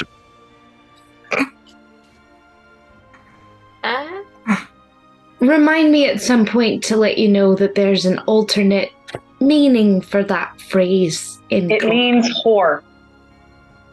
It means whore. No, Ergoon. Well, her lovers die. They don't pay her money. A deadly whore. Understood. Actual information. This is once again not going in a direction in which I thought it would go. And I'm really quite fucking done with it right now. So I've had a day yesterday and I'd like to not have a day today. So let's just pretend the last 30 seconds didn't happen and move on to the other room. Let's open the box. Would you like me to actually reverse time? I can do that. No. What? Sorry to admit. I don't want you to waste a spell on me. Let's go. It's fine. Kismet, you are worthy of using a spell on, for the record. This isn't like a self-worth thing. It's just like, can we please move on? Suit yourself. You didn't know that. So I think we go as we head to the other room. Like I'm helping Ergoon put on his armor. Probably something that I've done in the past, but it's like we're doing it as we're walking. Like we're skipping over some of the rituals. Ergoon is like a sleepy toddler. That it's like you can. He's like not resisting you, but he's not helping you either. His arms all floppy. Just like. He'll say to Ergoon or to Orlak, like, you didn't have to use the revelry. That brings back trauma. Eliza, You weren't Eliza waking from up. behind them is going to give an evil look to Willow and go,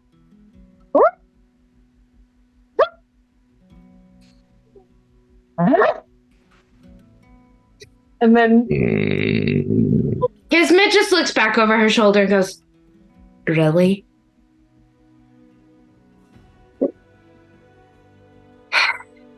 And like keeps walking over to the box and it's just like, are you ready in case it's a fucking demon or something that's gonna try and eat us?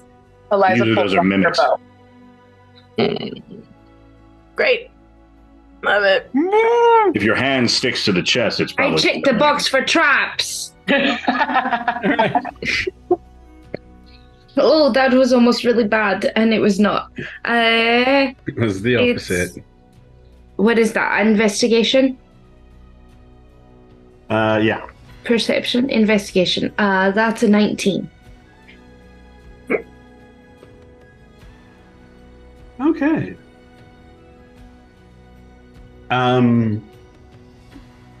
You like around, trying to figure out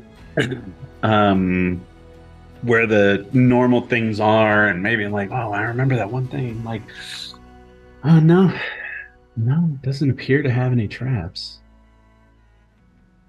Right, let's do this. And I can't. I open. I fell on the ground. This is a difficult roll. I've never dropped a die twice before. That die belongs to the floor Counts as a now. 1. Okay, lockpicking. And never use it again. 9, dirty 20. Dirty 20. Nice. Yeah, you put in your tension tool. I don't know if I told you this, but I bought a set of lockpicks and have been practicing lockpicking. I can tell by the way that you were describing it. You didn't tell us, but I also have a set of lockpicking tools, and I could tell that you do. Yes, nice. And you kind of like put your tool in there and like, and it opens and you're like, nothing. And you kind of like that, and all of a sudden, boom, it flies open, and there's just this this leg sticking up that is got a bare foot, and some. Wait, sort of like a pants foot on that it. is a bear or a foot without a shoe? It's D&D. The answer could be either. That's a completely legitimate question for this game, but no, it is just. It's like an Eliza foot right now. Except no hose, no shoe, nothing. No hose allowed. And like boom, boom, boom. It kicks it open, and you kind of like go back and like shing, like immediately, and you just see Jasper Cotton arms, both wrists bound and wrapped around him a few times and tied in the back with a thing over his face, his perfectly coiffed hair, very much like crazy all over the place. And he's just in a shirt and well, they're like man bloomers. They're Pantaloons. no, Rays and Nothing- chausses. no. It's like, have you seen bloomers? Drawers. And they usually come to like the knees. Well, these Yeah. come to just below the junk lump. Oh, they're like tidy whitey bloomers. Yeah, they're like poofy, but they only come up to there, and they are soiled. In fact, as this thing opens, you're like, oh, they haven't let him out of there in a while. You can definitely smell Bad things. bad things. Should it just control water? Smells like a demon. Ergoon will go over and just kind of like take his hand and just like pick up the bundle, like by the ropes, and just kind of. And then he'll just take, And he'll just like take his claw and just like cut off the gag or whatever. Right. You kind of pull him out, and there's a little bit of dripping that happens as you do. And he's like, and you put him down, and he's like, oh, well, thank God you're all here. Oh. You said that the first time. Shoot him again, see if it smokes. No. What? That is literally what demon you said in there like 12 hours ago. Though, to be fair, that one wasn't as soiled as this one. Yes, but like he literally said, like, thank goodness you're here. Thank God you're here. You didn't say which god. Prove that you're not a demon. I don't fucking trust anything right now. Would a demon caper like this?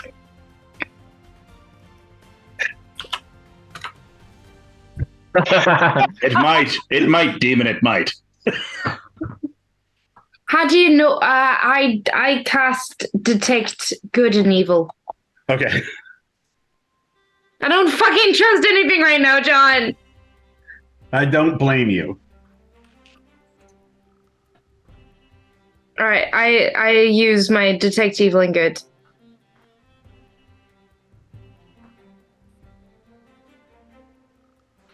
You like reveal yourself, demon, and you go, and it just kind of wafts over him. Nothing. All right, it's actually him. And at that point, I shoot him with my crossbow. Oh, I'm just kidding.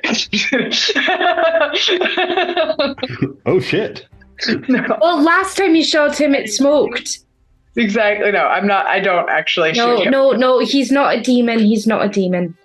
Okay. At that point, I do walk over and just slap him. It's been a hard fight. I mean, well deserved, I'm sure. You let your city fall to chaos and disarray. Where's Drusilla? I'm not a nice person. I don't care who you are. Well, at least we have one. Okay. Where is your witch?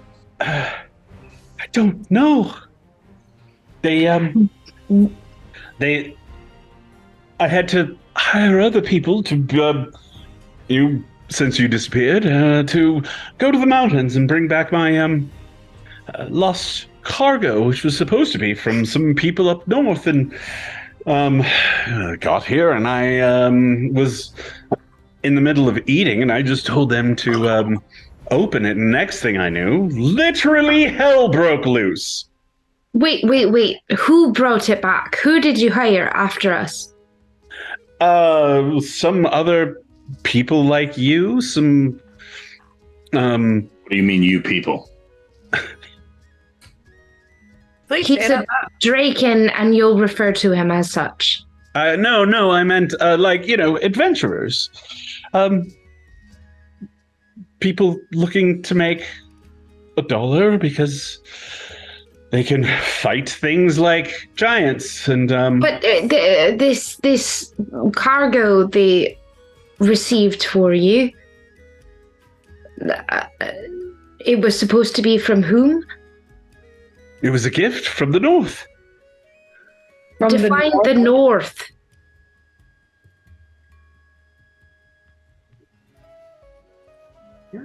Valhajim. Valheim? Giants? Valhajim. From Chill Deep, yes. In Valium. We can't use this word if John can't pronounce it. I like John can pronounce it. Jasper can't. He doesn't. Yes. Gem. Valhajim. Valhajim. From Chill Deep.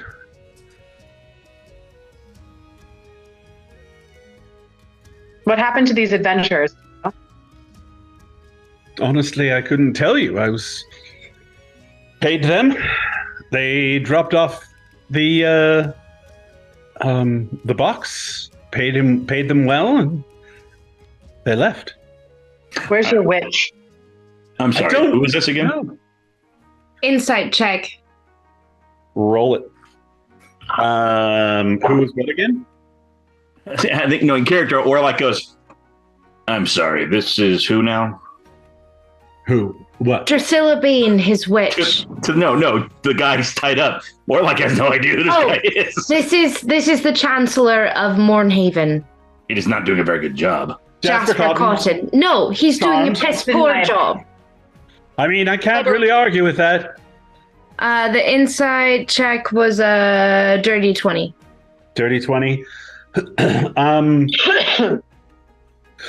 Every time you have ever seen Jasper Cotton, there is this veneer that makes it really hard to read him.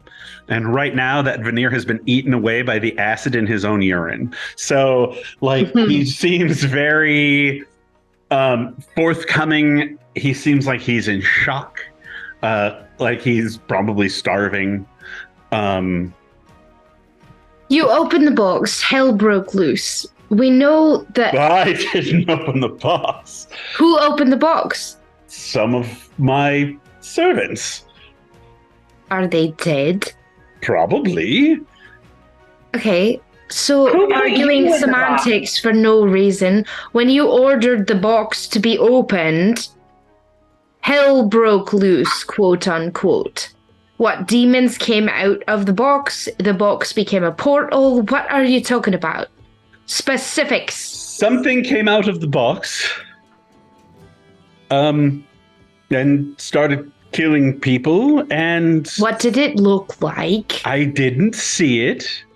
If you saw it kill people, then you saw it. I heard about it killing people. I didn't witness it because so it were you not disappeared there when the underneath box was open, or No, were you there? I was eating dinner. I had You were people opening over. the box for entertainment while you were eating dinner? No, the box returned while we were eating dinner. I told my servants to pay the people, open the box, and I would be there shortly. So you weren't there? That's what I said! I wasn't there! You said you received the box and paid for it. Yes, I said I received the box and I paid for it. My servants opened it. Oh my god, calm down. I'm sorry, I've been locked in a box for a long time, urinating on myself. There's a... Well, unless you'd like to get locked in the box again, I suggest you stop shouting at us. I'm sorry. That's bitter. Now, back to specifics. Your servants open the box in a different room than you.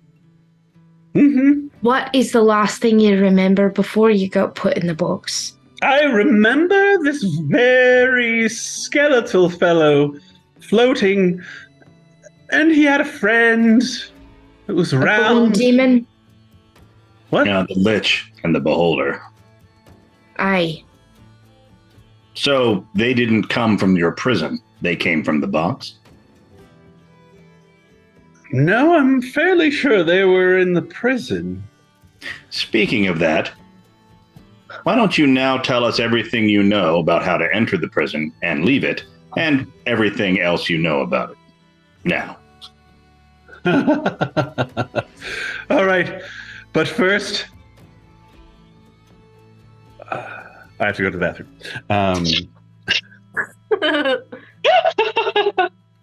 Good timing. I'm gonna go grab some water. Be right back. Yes. I have actually been catted now. I'm going to make tea.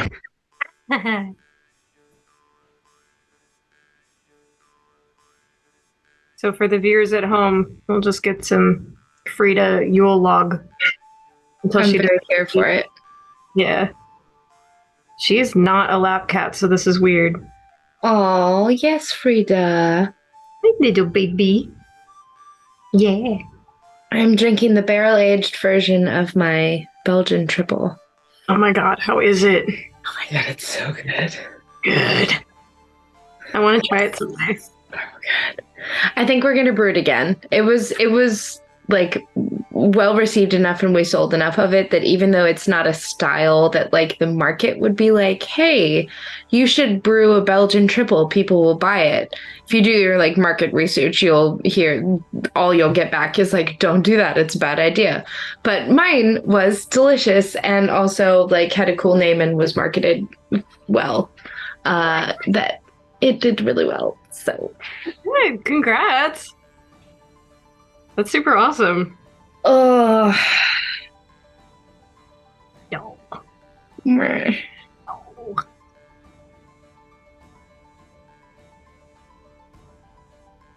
What is it? Ugh. Yeah, I did BradCon this past weekend, which is that it's like a fundraising mini convention that we do every year. So my housemates and I all participate in it. So Frida was gone. She was left at the house alone for like 13 hours a day. Oh, so she's like looking for some love right now. Oh, for sure. Like you left me forever. Oh, baby. Yeah, that was. Oh my god. My friend Natalie, who She's might be something more than just a friend, was Natalie! sending me her pictures of her cat because she had been gone, and the cat, or it was a video. Sending her pictures of your pussy? What? I mean, we'll go into that later when we're not recording. And the This cat is the was whole like episode. It's fine. sitting there, and she's like petting it, and then she stopped petting it, and it's like meow, meow, like reaching out to her, like pet me. It was the most adorable thing ever. Buddy does that now. He will lay on me and he will stroke my face with his paw to get me to pet him. He will literally pet my face to get me to pet his face. It hurts. He has claws. Yeah, Clark does that. He'll just like crawl on you and be like, Excuse me, I didn't say you were done. Mm-hmm. anytime you're doing anything, it doesn't matter if you're like petting him with one hand and like on your phone with the other, he'll be like, he just wants pets and snuggles all the time. But also when I'm holding him, I can just like lay him down and put him on a like blanket and he'll stay there. Just like laying down where I put him. Just like, this is fine. This is suitable.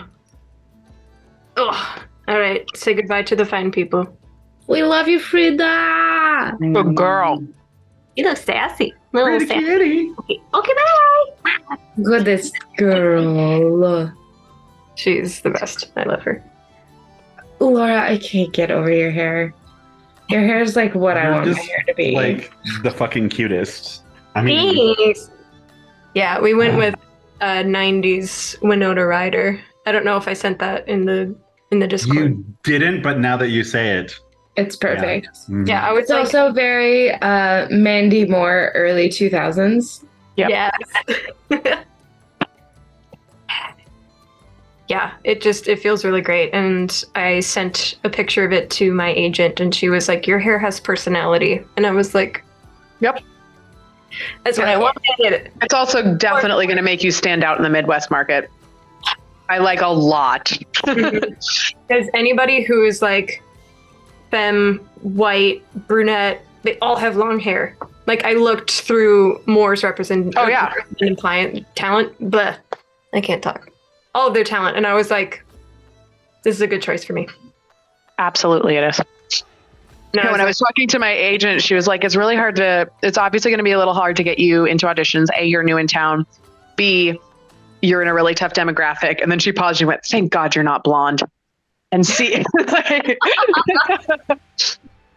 I mean, we do have quite a bit of It's that, LA.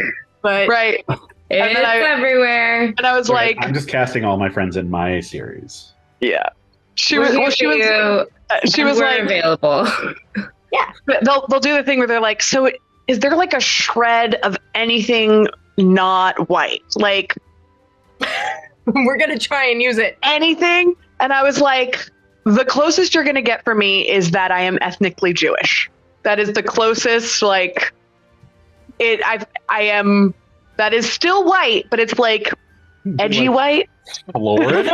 Yeah, but that's like George Santos level of Jewish, where it's like, yeah, you're saying that, but it doesn't mean you're actually Jewish. No, I am actually Jewish. My mother is actually Jewish. Right, but you're not. I mean, that's like you're Jewish, like I'm not Jewish. Religiously Jewish. I'm not practicing, but I mean that made. I am. As far as I'm aware, George Santos's mother is not a practicing Jew. Yes. Who the fuck knows with that guy? I mean, it could be aliens. Who knows? Guy has said 20,000 different things. I'm very okay. And right, we only have like I don't know, like I could maybe go into like 11:15, 11:30. But let's go. The prison. So tell us about the prison. The prison. Look. Or I will make you pee yourself again. Okay, well. She has control water, and I've seen her use it on urine. Okay. Look. These beings came into my home, my city. Which was cleared out for you, by the way. You're welcome. Thank you. I can't possibly thank you enough. And even saying that sounds stupid. It does, doesn't it? But let me just... Here's the thing. In order to get to this prison, we go into the cellar, find the secret door, at which point we have to go hundreds of feet down ancient stairway. We don't have to find it because you know where it is. And exactly, and I will take you there because if you're going to do something about it, I want to facilitate that.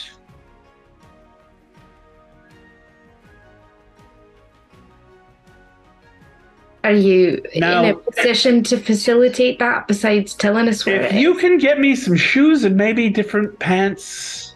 No, just take your pants off. You're going to Pooh Bear this. Look, I can't really move my hands. And also, I have some things in that closet there I could possibly change. Orlak steps forward and just slashes the bonds with his claws.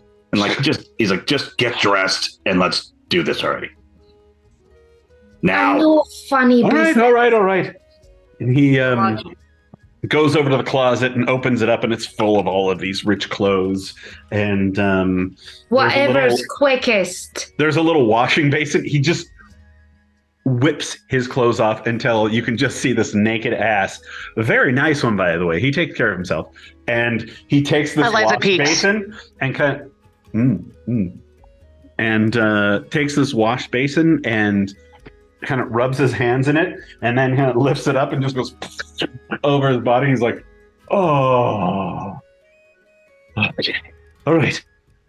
Quickly. And he grabs shoes, throws them on the ground, slips his feet into them, pulls some trousers and kind of puts them on with his shoes still on, and then throws on a coat. And it's almost like a kimono or a robe that he just kind of throws on over the side.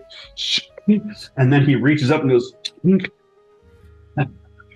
and pulls out a dagger about this long and just throws it into his belt on his kimono thing. And he's like,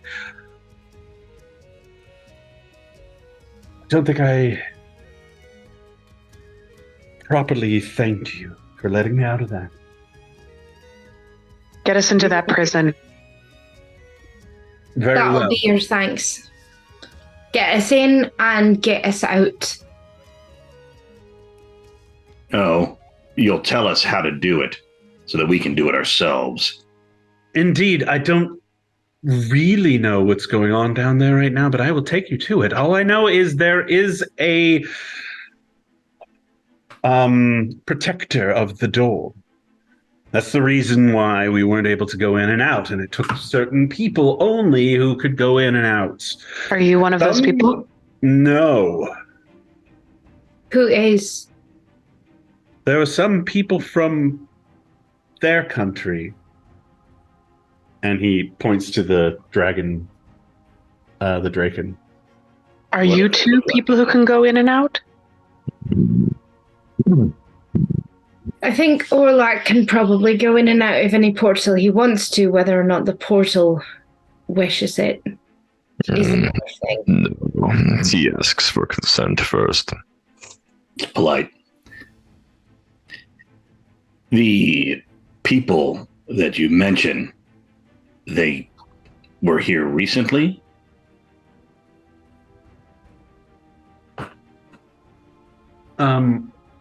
Who? The people that you mentioned that can come in and out. The ones that look like them. Well, they didn't look like them. They were from their They were country. Empyrean. Yes. Oh. Mm. They were Then here how the recently? fuck would you know that they were like them? You don't know they're Empyrean. Well, they're dressed like Empyreans. The They have uniform. armor on. Mm-hmm. Does your armor say Imperia on it? It doesn't say Imperia, but it is certainly Empyrean made. Okay. All right. There's a So lot. this is not a weird thing. All right. I take back that Like, little bit. I always say, like, you can tell where people are from by their accent and by their clothing. Okay. All right. Unless I'll let that they've go. been in We'll backtrack that. In your area a long time. I don't And trust Imperia- anyone right now. And Imperia is also very militaristic, so it's like they probably have more uniforms than not. So All right. So they were here some recently. people from there. No. I honestly have, in all of my time as Chancellor, I've never seen anyone open the gate. How long have you been Chancellor? A little over a decade. Eliza, how long has your mother been missing? 24 years. Right. But she was active and moving around. As part of that, yeah. Yeah. I didn't know she was missing until recently. He says, "Oh." I thought you. And he I thought you reaches thought- back into his closet and, like, he already went into one. Recently, hidden meaning the place, and last 12 years. another one, and pulls out this just small, box, and pushes a couple of buttons on it, spins it around. Kismet, you immediately recognize who made the lock for this because it doesn't take a key; it's a puzzle, and he immediately solves the puzzle. It's the twins. Mm-hmm. And he opens it up and he pulls out this big key that's like honking iron. And he says, "This should allow us, the very least, to the portal if it won't let us through, but this is supposed to get us at least to the gate." And there's actually like a leather case for it that kind of hangs off it when he pulls it out, and he spins it around and he says, "And this might just oh God, I'm trying to remember. Look, when I came in here, I was a drunkard. They put me in this place. Hey, Does anyone have like cast message to Drusilla Bane or like find person or something? I do have- Someone who knows more concrete. I have You're the Chancellor of the city. It's your job to know this shit. I do have locate creature. Does that work for humanoids? should. Yes, they're technically creatures. How often can you do that? Once a day. Perhaps you save that for your mother. Yeah. That's kind of what I was thinking.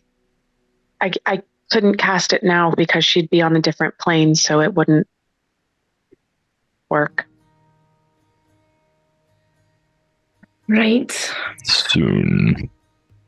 All right, we're stuck with this fuck. Yeah, because you can say that like a human or a unicorn or whatever, but To anyone who knows her well, Kismet is clearly more irritated than normal. Oh, it's very clear.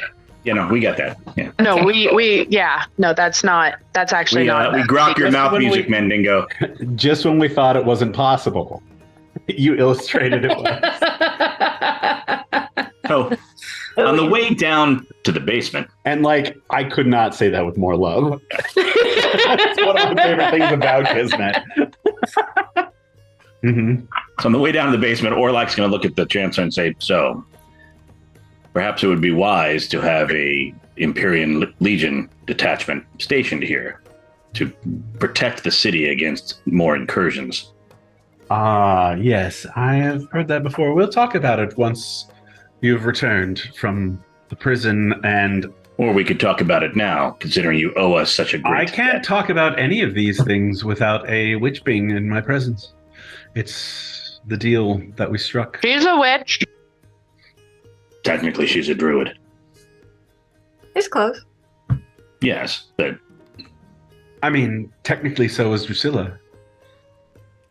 Great. So you've got a witch in your presence, that I and don't. we can talk. Do you want to negotiate this right now, or are we headed into the depths? Because I can stop I'm multitasking. on these stairs. We're Keep still walking. If he stops for too long, Kismet's hand is in the small of his back. Can we just keep Dancing. going? No, Orlak doesn't stop. He's You just, can call it that if you want to. he's just sort of talking as he's walking.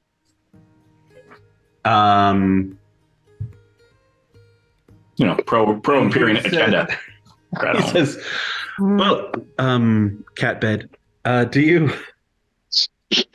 you take Mornhaven under your watch?" Oh. Probably not. Probably not. I'm Actually, talking to Orlak the even witch. says, wouldn't she have to swear to Baba Yaga first? She can swear right here. Oh, really? This is unwise. If you She's not- swear to Baba Yaga that you will take Mornhaven under your watch, then we can discuss what sort of plans come out of this agreement. Told you we should have made him go without pants. Wouldn't she be bound to the city then? Wouldn't she be bound to the what? The city. Yes, as would I. And I would be bound to her, and she would be bound to me. And unable to leave. Not necessarily, you still have but your- not for long. You still have your bond to high keep. I don't think you can do this. I know things are weird there, but I don't think you should do this. I don't know much about the oaths you swore to high keep, But I know I love you. but an oath sworn to grandmother is not one you can break. It's also not one that I can Grandmother. without her being present. It's what she's also known as. Oh, I thought you were. Sorry. No, That- not my grandmother. Capital G. The Grandmother. grandmother. The grandmother. The one that we had gotten, or that we had received gifts I from. don't do magic stuff, but I heard grandmother and Baba Yaga. That's her one of her titles. They're one It's in there. early still. It's fair. It's fair. I haven't had my bacon yet. Fair enough. I The will not. portal. A cup of bacon. We'll talk about this after.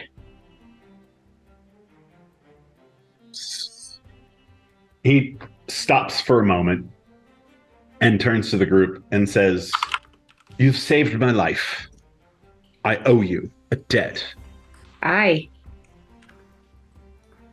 All other things, all veneers in the past. You are under Mornhaven's protection and grace. This is a home to you should you wish to call it so. That's actually very useful. Bit of a fixer-upper, really. I can't lie, that is absolutely true. But Done a bit of fixing up ourselves. since you have rid us of the people holding us down, the least Mornhaven can do is offer you a home. And we will do everything to make it as comfortable for you as possible. This one. Business of our own to take care of. I'm sure this building comes with servants. It does. If you wish to have residence here, then you shall have it. Fix your efforts on making this city a place that's... Thank you for the for offer. everyone. We don't need to take it. Just a second. You The Lich had a very nice manner. I'm not turning down a residence. I'm simply saying, for Maybe now, that's not the time. you deny focus it your efforts today, on rebuilding you can this always city. come back and talk to me later. making Thank you. it stronger than it was before it fell. This is a big deal. You don't have to make your decisions at this moment. And if you want that Lich's manor, he killed the previous tenants. It is empty. You can have it. I will make sure it happens.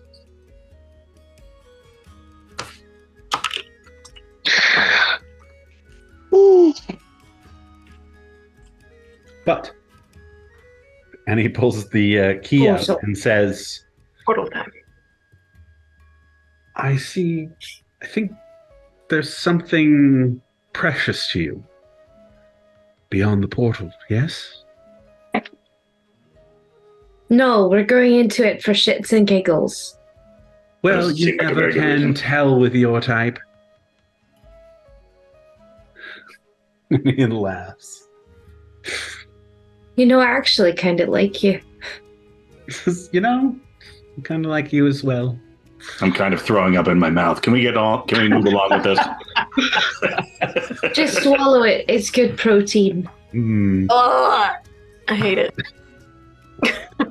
And he takes you down through this hidden thing. And it's not like it's like somebody made a hidden piece of wall and like created steps beyond it. It was like these steps came up 1,000 years ago and somebody built a new thing on top of it, but made sure that if they needed to, they could get to those stairs. You know what I'm saying? Mhm. And he says, you have to look out for the jailer. For he is the one who guards the portal. Have you been told anything about this jailer? If you have the right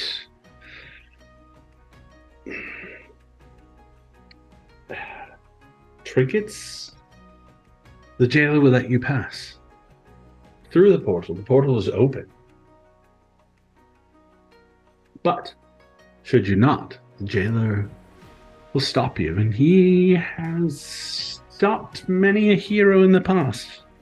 How is this jailer possibly still alive, considering the Lich, the Beholder, the Fire Giant all escaped to plague the city? I know not. Not much of a jailer. As we're going, Perhaps in league with them, perhaps incapacitated, perhaps attacked by some outward force and held at bay. while we're going down, I'm going to side up along Orlak. Bless you. Gesundheit. Since we will be going through a portal, and I don't know how portal math works, I don't want to be separated from the plane the sword is on. I'm not fond of the idea, but would you please strap it to the waist? I kind of look at her and say, "You sure you're strong enough to bear it?" Absolutely not.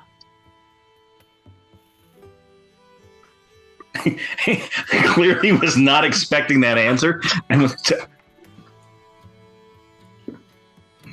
But I'm sure I will do my very best.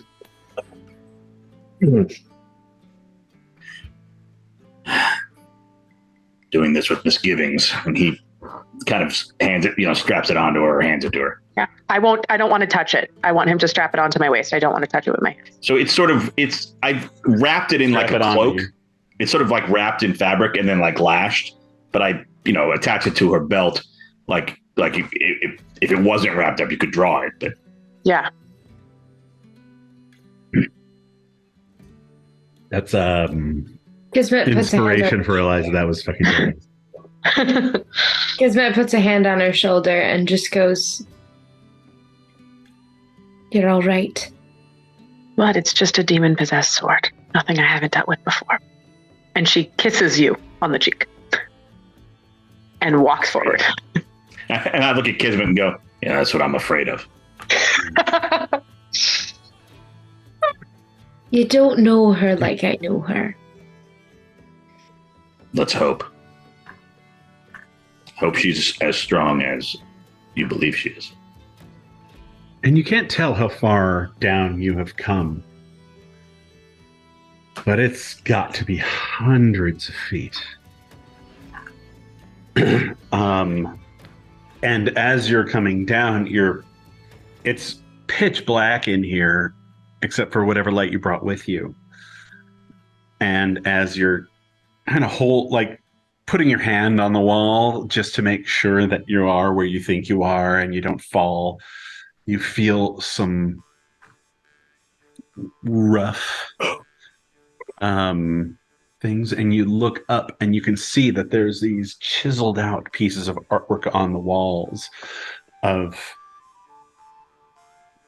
dragons fighting fires,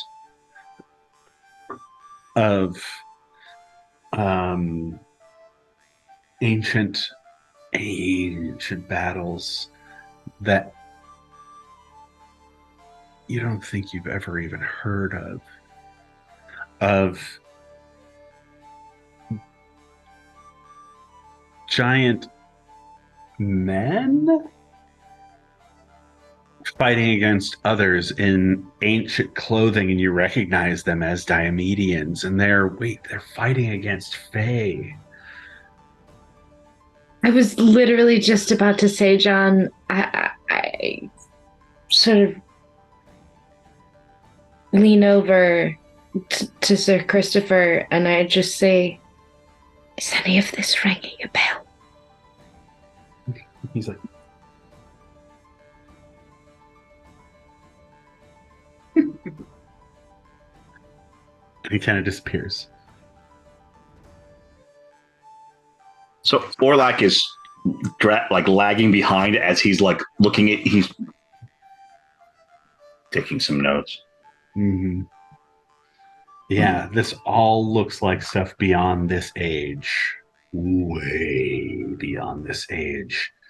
And you come to the bottom, and there's this tunnel that you come down and you kind of expect to be cramped and all of that. And this tunnel has got to be 30 feet wide by 80 feet tall. And as you're moving through it, you can see the sides are these almost two-dimensional pieces of art, but sculpted into the walls of people firing arrows and people dying, and a man with a bull's head. And up in the sky, you can see, hang on a second, those are the gods. That is Aegon. And he's holding a lightning bolt, like he's about to strike down on these creatures, and Adalia with her spear, and Eliza, as you look up, you recognize. I see her. Yeah. I stop in my tracks and stare, mouth agape. Eliza, Mm. Oh, this is it. Do you see her? I see her there, aye, but you have a look in your eye like Thought I was being crazy. not the first time you've seen her. It's not. And I keep. sure that's fine. And you can see Is Autumn Daddy there? make a perception roll. So these are all just images of the gods? Yeah, they're image of the gods. You see Autocar has 25. his hammer. 25. Nice. Looks like Autocar's hammer is on the like he's just struck something on an anvil, and all of these lightning bolts are coming out from him. You can see Stratos just like you can see that he's on top of a pile of corpses and is just killing thousands upon thousands. Verena, the keeper of dreams, the goddess of time and mistress of illusions, the keeper of secrets, and she's weaving nighttime and spells. Nighttime. And things are going crazy around you as you're just kind of looking at all this stuff. And then in front of you is this giant door. And he holds up the key, not like showy, like, now I shall unlock this, but like, and holds it up for a second, like he's going to unlock it. And you can kind of see his hands shaking a little bit. Come now. And he says, this is furthest I've come. Okay.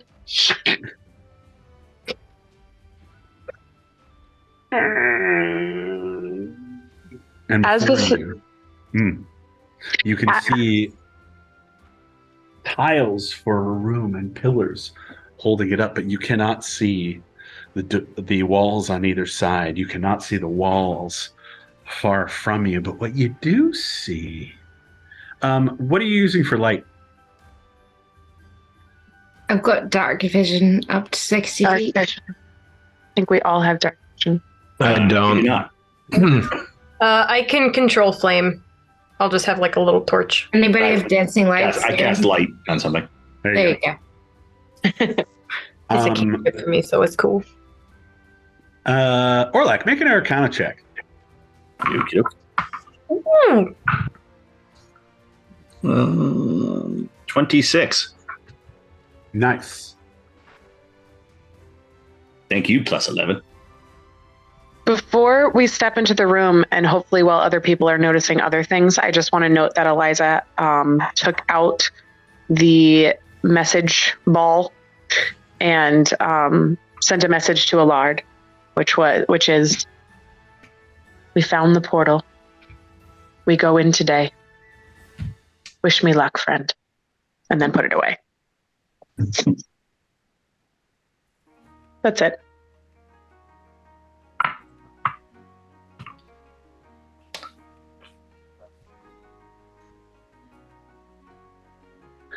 He can't reply. It's not that kind of thing. No, it's a sending stone. You can reply. Okay. Oh, he can. No. Oh. Yeah. You have 25 words. All right, well, keep going. I'll figure that out. The group of you, as the door opens up and the light from you comes out, you look and you can see some. This is very old tile, and you can't see the ceiling, you can't see the walls, you can't see the far wall. You can see a couple of pillars and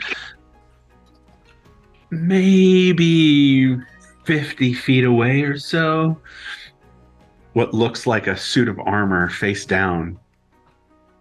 But it's all fallen apart, like there's nobody inside it. Is it magic? Hold on. That looks like animated armor. They're usually guardians. That's why I asked you. Yeah, no, that's yeah. Oh, I thought you were saying that to the group. So I was.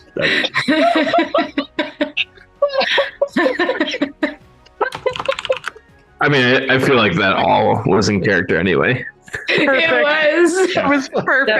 I started answering out of character and then ended in character because I realized it just was. Because he wasn't really paying attention to what you were saying. He was thinking about what the shit he was thinking.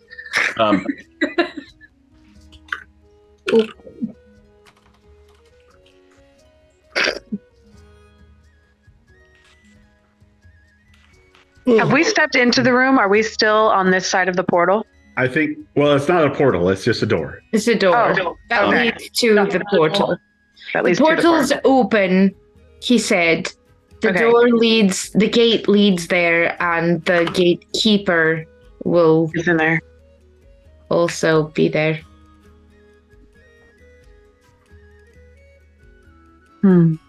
Before we go in the room, Orlak turns to the Chancellor and says, "Give me the key."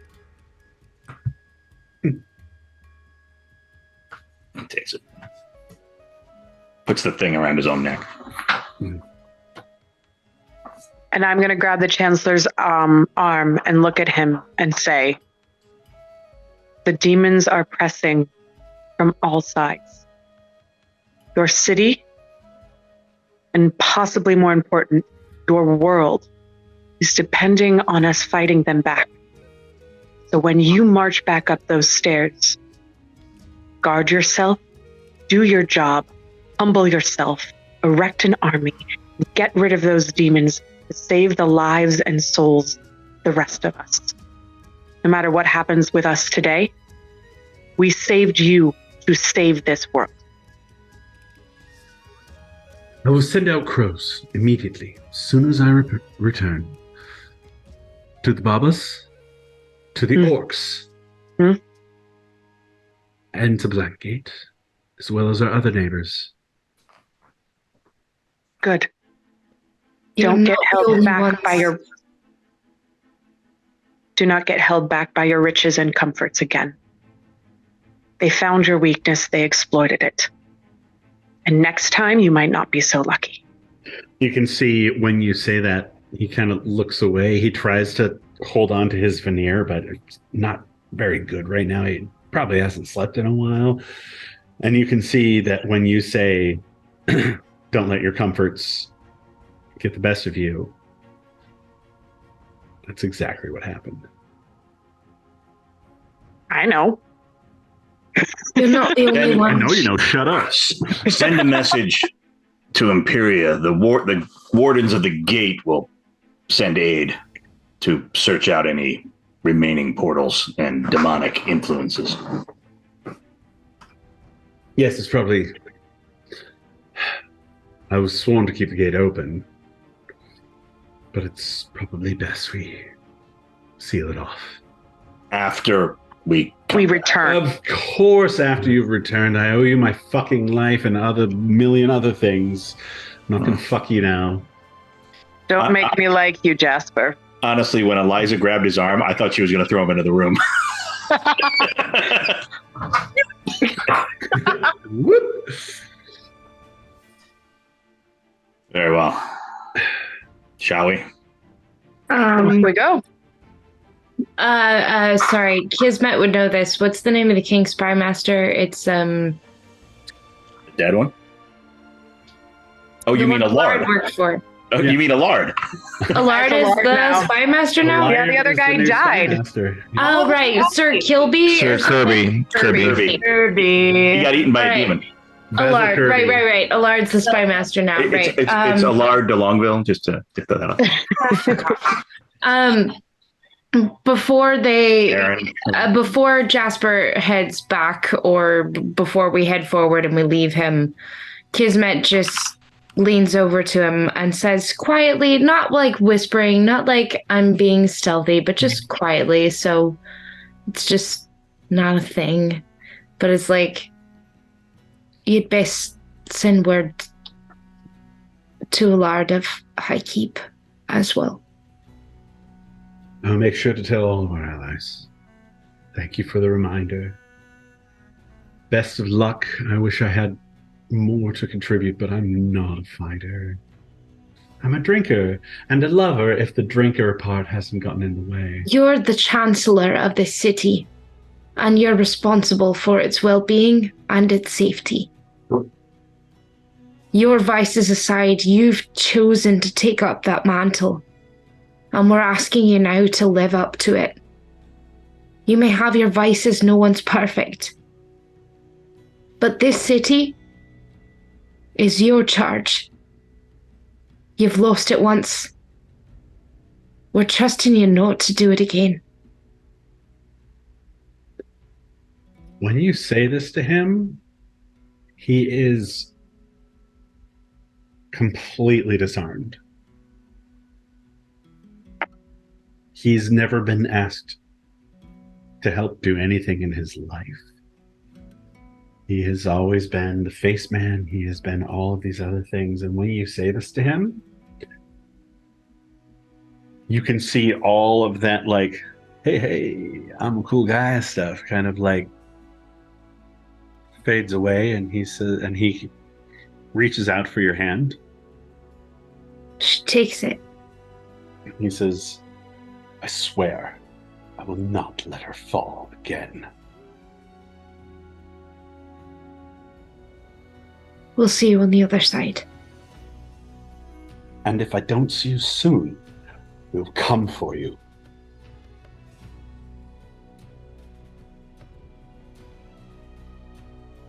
Good luck. I hope you find what you're looking for. Now I'm going to go change my armor. So as he leaves, like Ergoon or Orlak looks over to Ergoon, or like leans over toward him and says, well, "If he doesn't see us soon, we're probably dead." Sure.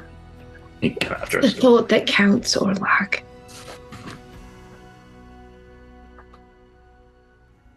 And he pads back up the stairs.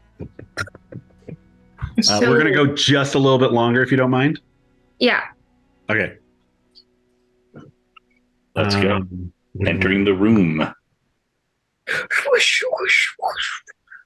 So, Mom! It's cross-country Mom! skiing. portals, huh? Well, it's just there's no portal that you can see at the moment. There's just a big dark room. With some armor that looks like it is like kind of fallen apart about 25 feet in front of you. Either Oh, right. You were going to check if that was, magic. it is. Yeah. Either it's already been destroyed by the demons when they came, or the prisoners when they came out, or it's just waiting for us to get close before it reanimates again. Yeah, we don't have that kind of luck. Anyone want to hit it from far away? Firebolt. Roll the hit. Fair enough. Kismet's gotten so pragmatic. Yeah, you know what? Kill him. Yeah, just hit it. We better kill him just to be sure. 25. 25. And it kind of bing, and the helmet goes flying off. Ding, ding, ding, ding, ding, ding, ding. Seems fine.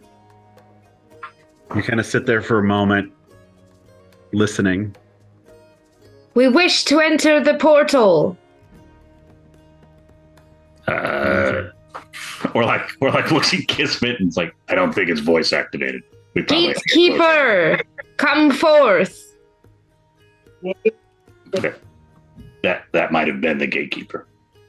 Well, if the gatekeeper's dead, then how do we get through the gate? Well, he was just keeping people from the gate. We can find the portal. Or what came out of the gate killed it. Well, it's a dark room. It's empty. Your magic, you find the gate. All right. I'm going to sense portal. Okay. I hold up like this. The crook appears in his hand, and he kind of holds it and holds it out. You can kind of smell this, like, it's a very unique smell. What does it smell like, Brian? I mean, it's a I Like guess what do portals smell like? So no, if you're the staff. What does it smell like Oh. when the staff appears? Is it brimstone? Is it Yeah, there's acid? Is it what? it's actually a mixture of different smells. It's like there's like sort of an acidic smell. It smells cold. There's like a kind of a like charred smell. There's a copper tang, and it's all kind of blended together. And sort of a ringing sound as he. And it's not a overwhelming smell, but whenever he pulls that out, you can smell that. And he, what do you do with it? Oh, you sense portal. Yeah.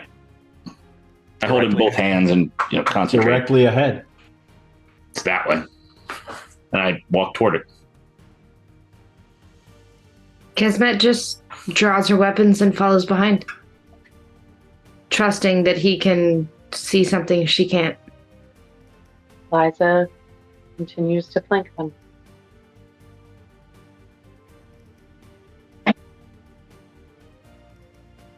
My sensing of the portal only kind of gives me a general direction, doesn't tell me anything else about it. Yeah. So I'm just going to look for. I don't know that. Oh no, he's not saying that. I'm just saying that to John. I'm looking for like visual distortions or anything, any sign that might tell me that the portal's there. Well, you're all moving into the room? Is anyone Yeah. not moving into the room? No. All right. You all move in. Eliza kind of moves off to the side for a little flanking thing, and you come up and you like move past this fallen suit of armor. And it just kind of lays there, and you kind of poke it with a toe, and nothing happens. And you move another good 20 feet, 30 feet or so, and you see another one of them completely ripped open on the ground. Helmet has fallen far away. Weapon is long from it, and all of like, it's like if you dropped a piece of armor or a set of armor, and like it's all these kind of weird angles because they don't just stay in human form all the time. But they definitely look like they're fucked up. Are there other signs of battle around, like scorch marks on the stone, or Make a perception roll.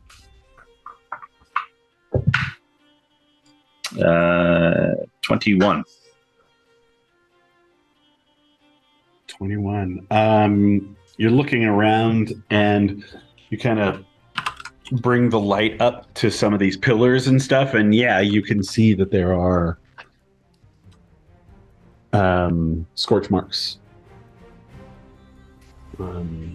Some big bites, like they were made with a heavy blade, and they're definitely new. There was a mighty battle here. It ranged all over. They were both masters. At least massive. You are so smart. Do we see weapon strikes that are like they would have come from the enemies we fought over the last few days? Like giant scorch marks, weird I-beam impacts, crazy spells. Kismet, make me a perception check.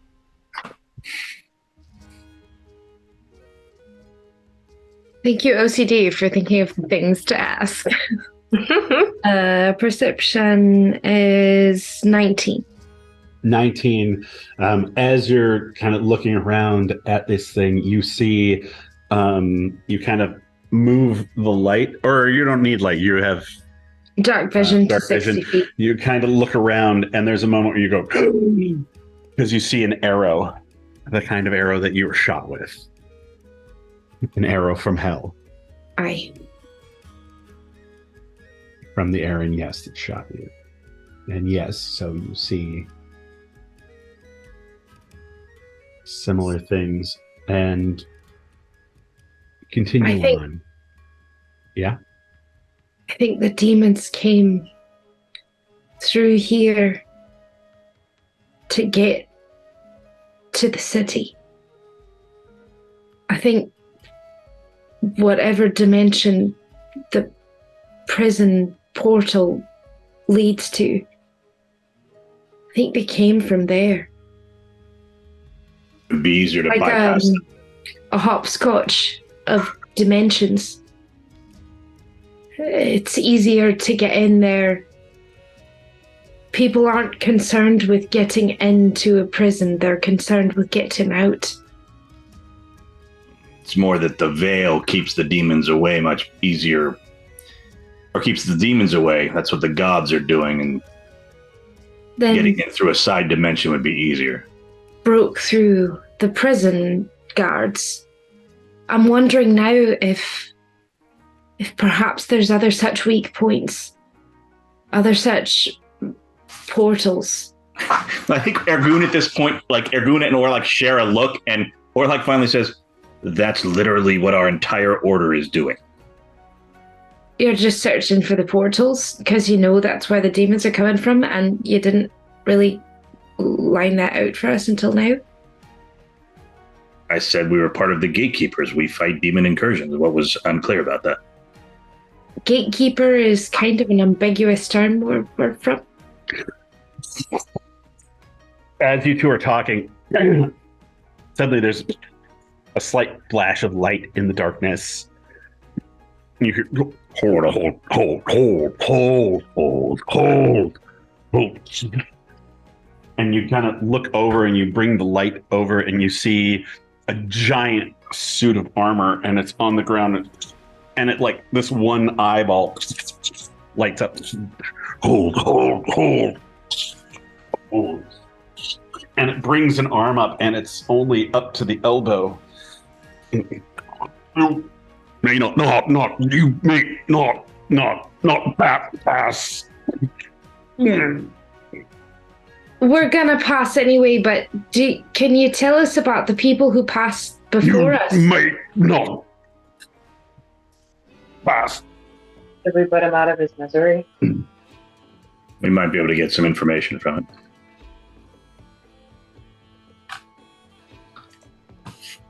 You there, construct. Hold. May not pass. You there, construct.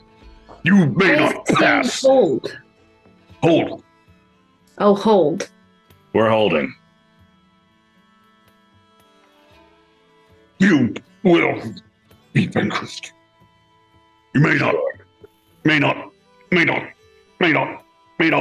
pass. Don't think this one's in working order or luck. I can try Next, something. you This has look never at it. worked. I think Orlak goes, "This has literally never worked before, but I could try." And he turns to the construct and says, "By the order of the wardens of the gate, I bid you stand down, construct." Persuasion roll? Arcana? One of the two? Yes. Better. That would be 21. 21. Hold. Gatekeeper.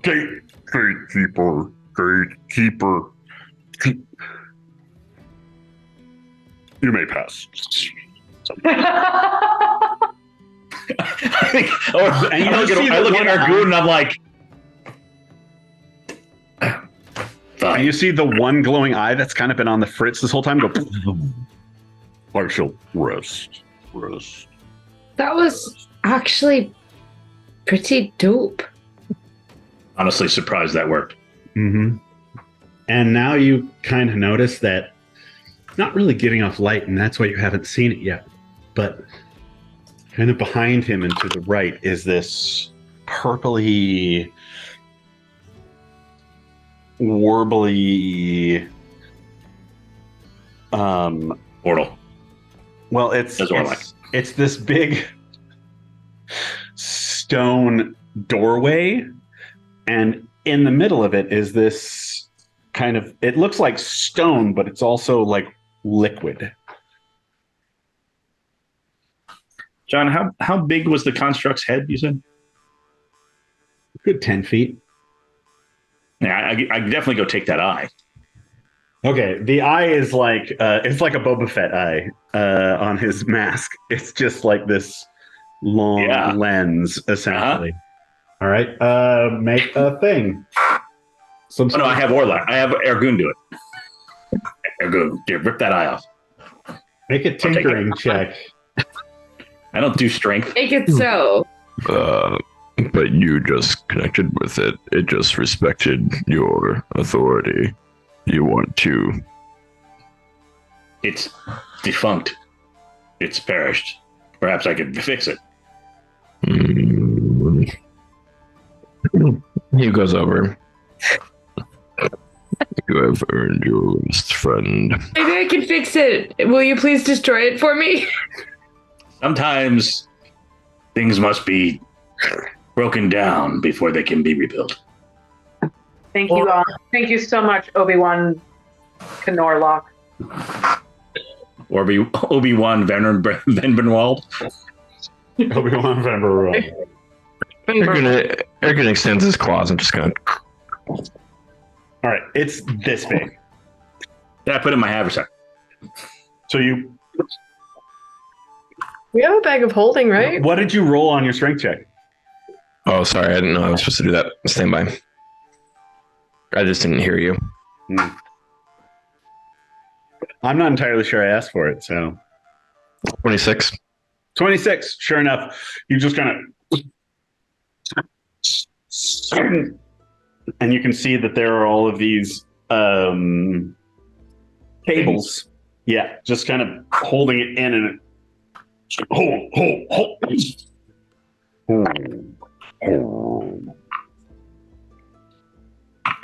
Okay, now it's defunct. You hand it over to him, and you can feel that there is some arcane power in this, and you put it in your haversack. It may be that people haven't noticed it, but but Orlak has been slowly collecting parts from everything we found. Oh yeah, I noticed. Noted. Okay. And know in you're front of just you weird science. is this giant gateway with this. It looks like brick, but as if the brick were water.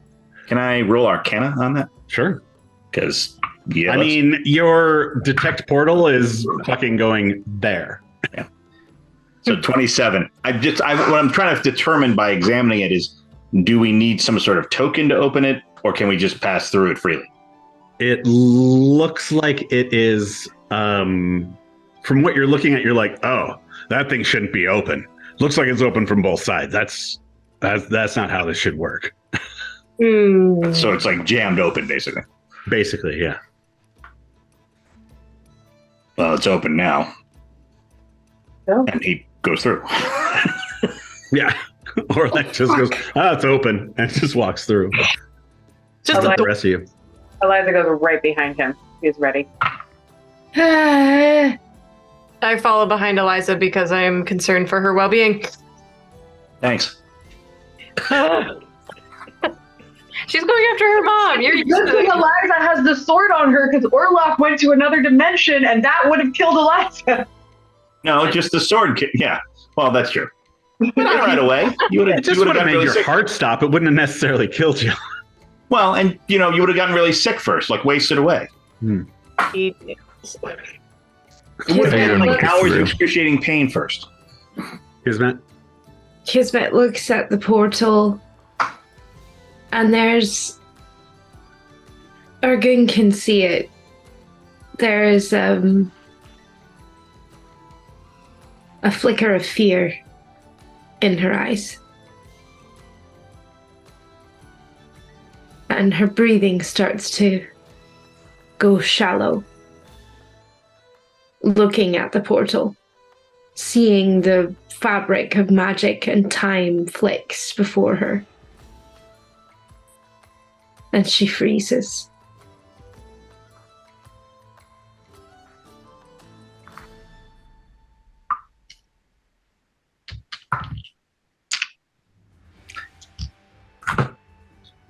Your friends are counting on you.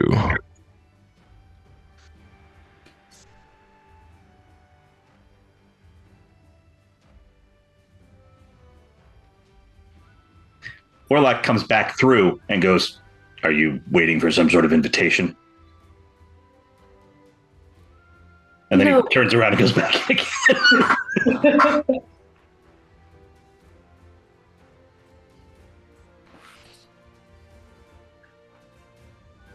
I guess we'll go then. That was at your end. Nor is this.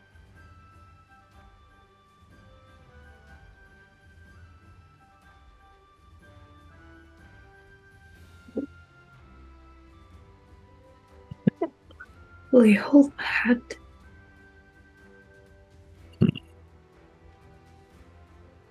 Let's put out his hand.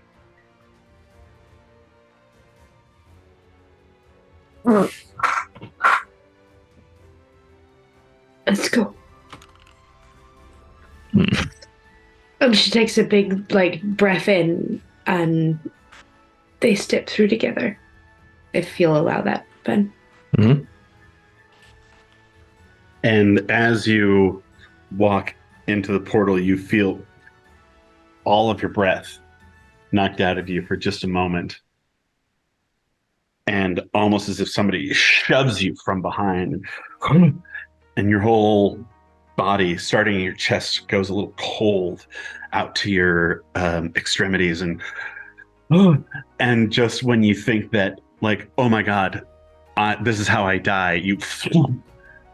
And the warmth comes back into you, and you're all standing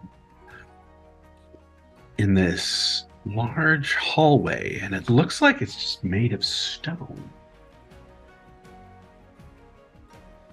This looks like a dungeon.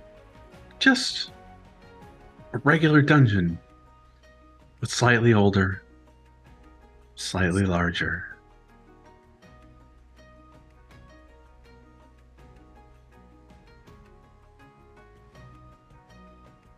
I feel like we should stop here tonight. I was going to go just a little further.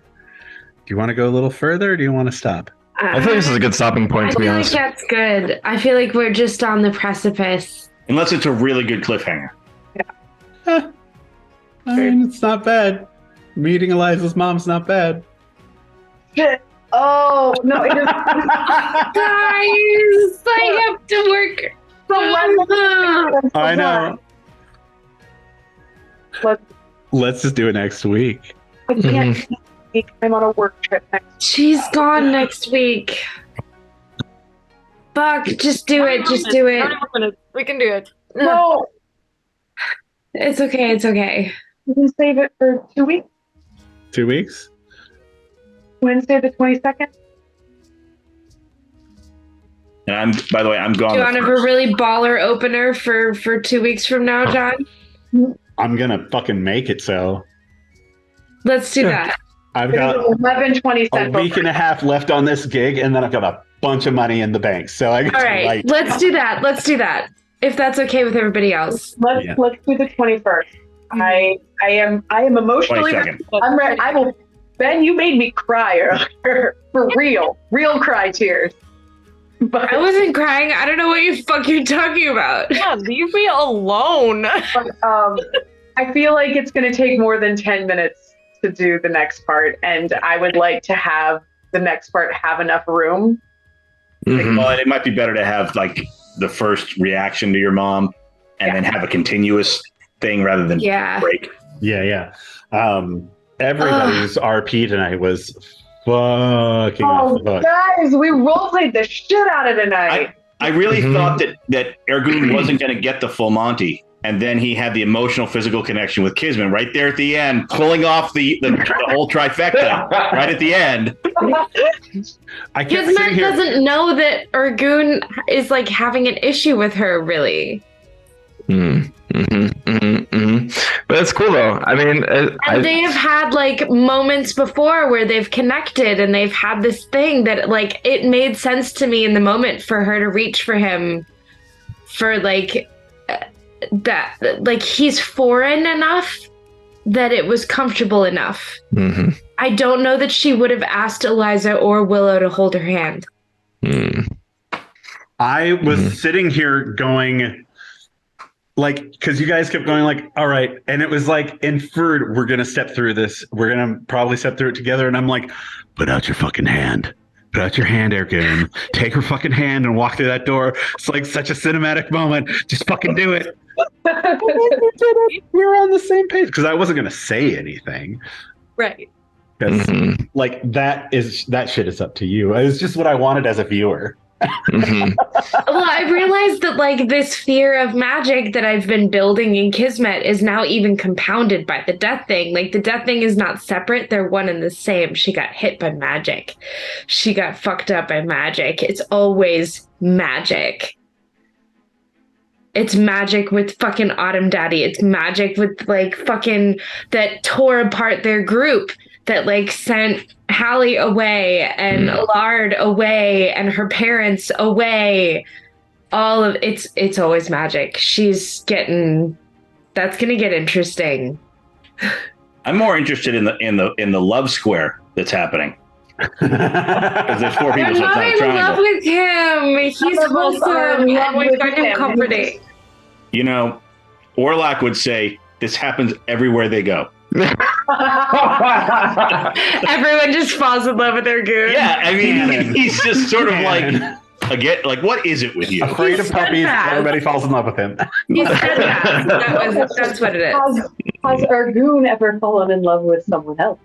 Oh, I don't know. Ergoon story. We'll have to find out. I guess we'll find out in the due course of time. I mean, he's clearly in love with Willow, duh.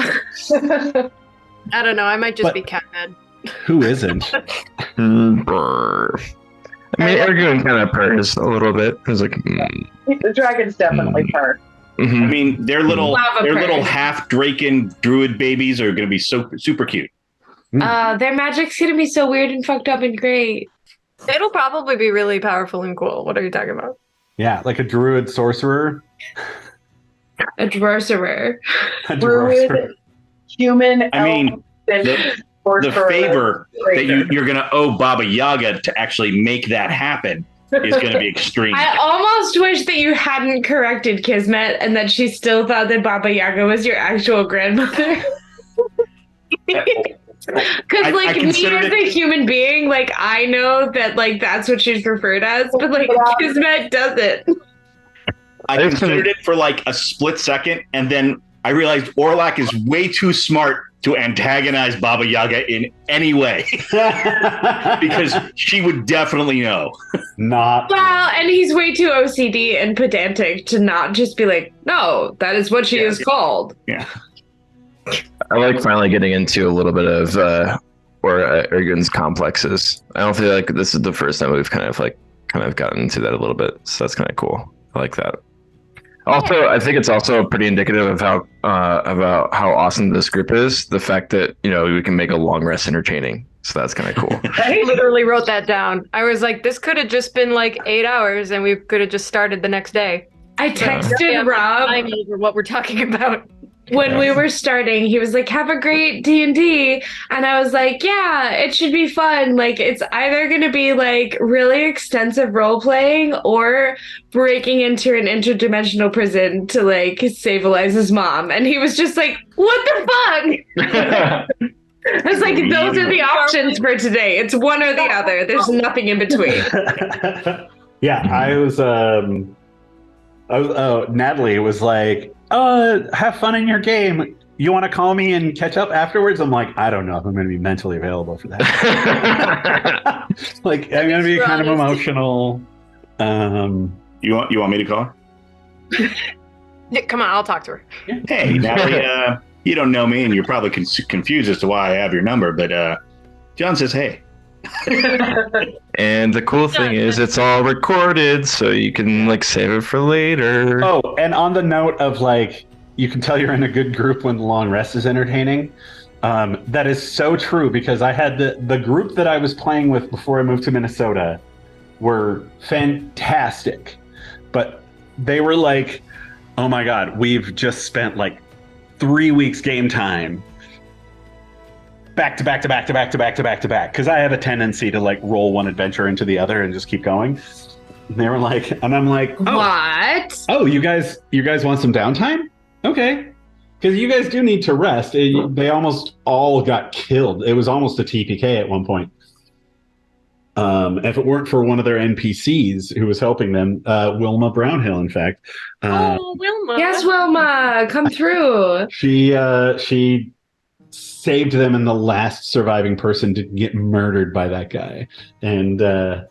And so I was like, oh, okay. And like I did like an entire day where they like went to the spa, to like the bathhouses to take baths and all this stuff. And I was like trying to like go into this whole role playing thing, and they were just like, and then what happens?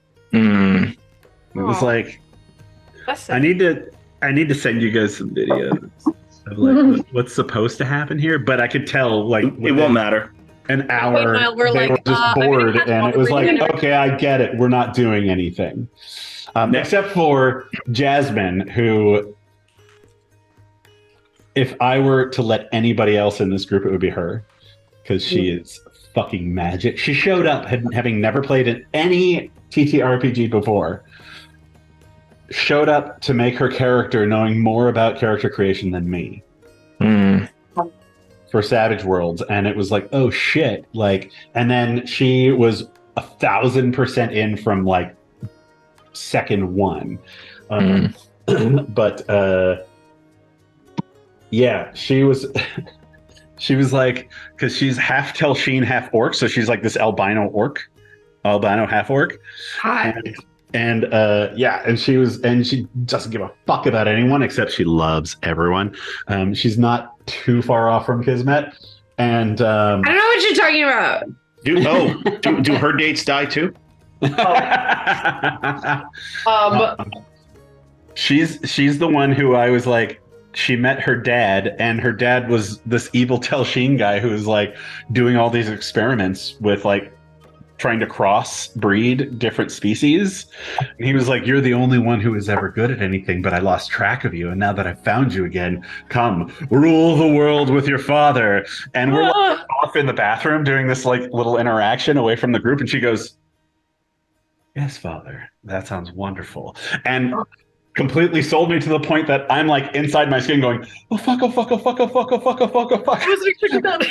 Like, oh my god, what's gonna happen if she goes with him? And so she takes his hand, he starts to cast, and she stabbed him in the fucking throat. Oh my god. Can you imagine if I told Autumn Daddy I'd go with him and then I stabbed him instead? Yeah, it was nuts. So, John, when my 7-year-long Eberron game ended, because it was like we played every week for 7 years, we had this gigantic conclusion thing, but one of the main characters, her mom was the one leading it, this whole Gith Yankee invasion, and they met in the middle of the field, and she's like, did the whole join me, you want to, and the player said to me after, she's like, I really did consider doing it, except I knew that, because she asked me at the time, she's like, what happens if I do this? And I said, well, and I, because it was my first ever campaign, I made the mistake of saying, well, I guess your character would become like an NPC. Is, and now if it were to happen, it was the last game, I would have been like fucking rolling. Yeah. But she was like, I might have done it. If you hadn't said it was going to be an NPC, I would have done it. Jasmine had decided that her character was afraid of halflings. And so they were in High Watch. Remember where Kismet murdered? So small. Look at the fingers. Exactly, and this like tiny hands smell of cabbage. Where Kismet murdered the wizard, and you guys had your like first real blowout with the lard in there. Oh yeah. Yeah. That whole place and all of the people you met were because of this previous campaign. But so they're like, we're just gonna like take the day off and go to the spa, and of course it was run by halflings. She's like, I fucking knew it. I fucking knew you were gonna do it. You can't sort of teach this. Like my main group on Monday, like they don't role play like we do. They're pretty good, but they're not like this. And I've said to them, I've explained sort of like how we do things, and some of them will watch Critical Role and stuff, but the problem is people who don't do it think they're doing it. Yeah. But they don't actually realize that they're not doing it. Yeah. I haven't been with a group that made me cry so consistently, probably ever. And it's wonderful. This is literally, like, honestly, one of the best things that I've done with my life. Yeah. Like, I'm not gonna lie, like, in terms of like artistry, collaboration, like creating something that wasn't there before. And it doesn't matter to me if we ever really share it with anybody else. I really hope we do one day, but like that's not what it's about. Mm-hmm. This to me is so precious. And like my Wednesdays are sacred because of y'all. Mm-hmm. Oh, yeah. Not because of D&D, it's because of you guys. Mm-hmm. Which is gonna suck when we meet in person to play, because people will start crying like at the beginning. You won't actually do anything. Yeah, well, as Ben said, I'm gonna be taller than you guys think I am. So It's true. one thing we could do, I'm probably if people the want to consider this, is there are a lot of game conventions all over the country. We could meet up at one We good. Mhm. and game. I mean, like Gen Con's in Indianapolis, which is pretty close to some of you. Yeah. I mean, closer than California. And it's the largest one in the The country. hard part is literally going to be Ben doing his Ergoon voice without Right. a microphone. I know. Y'all have to wear like an earbug. We'll get him like a little, one of those little microphones. We'll just give him a little microphone and hook him Yeah. up to a Bluetooth speaker. So just like or one of those little speaker things that the cops use to yell at people. Like a little voice box that I Yeah. just attach to my face. Or something. No, that'd be great. I hadn't thought of a convention for some fucking reason, but that's a good idea. I mean, I go to Gen Con every year, partially for work, but I mean, I know that it's closer to Chicago. It's pretty close to Chicago, relatively speaking. Yeah. I think it's close. I'd have to check. Actually, I've never driven to Indianapolis, but And they have planes that go think there. it was close enough to like drive to. Like if people wanted to fly here, we could drive there together. Road trip. Oh my god, I would so take a plane to go on a road trip with you. I love road trips. I'm really good at them, and it's super fun to road trip with me. Yeah, One of- it's 3 hours from here. It's totally Oh, road that's trip. not even a road trip. That's like One a of my friends, That's had a this long drive. afternoon Going out commute to in Los brunch in Angeles. Los Angeles. Yeah. one of my friends had this idea because like you can't take a train cross country because you have to stop and get in a bus and it's stupid. But you can go north to south, and he had this idea of like getting in on a train in like Chicago and going to New Orleans because it's Yeah. like a day or something, some crazy stupid thing. It's not bad. I've gone to St. Louis multiple times. It's really fun. But he was suggesting that people do this and they do like on the game on the train and have like D&D train. Interesting. I like that if you could get a whole train car, but if you Yeah. didn't get a whole train car, everyone else would hate you. Well, but I think they have Unless some they're all cars gamers. that have like more like tables. They have tables, but they don't have walls and doors. And if we're role That's their playing problem. We're gonna be for crying. 4 hours or 6 hours or whatever, they're gonna hate us. It's something to think about for sure. Yeah. No, I'm like completely intrigued by all these ideas. Yeah. I like all of the ideas.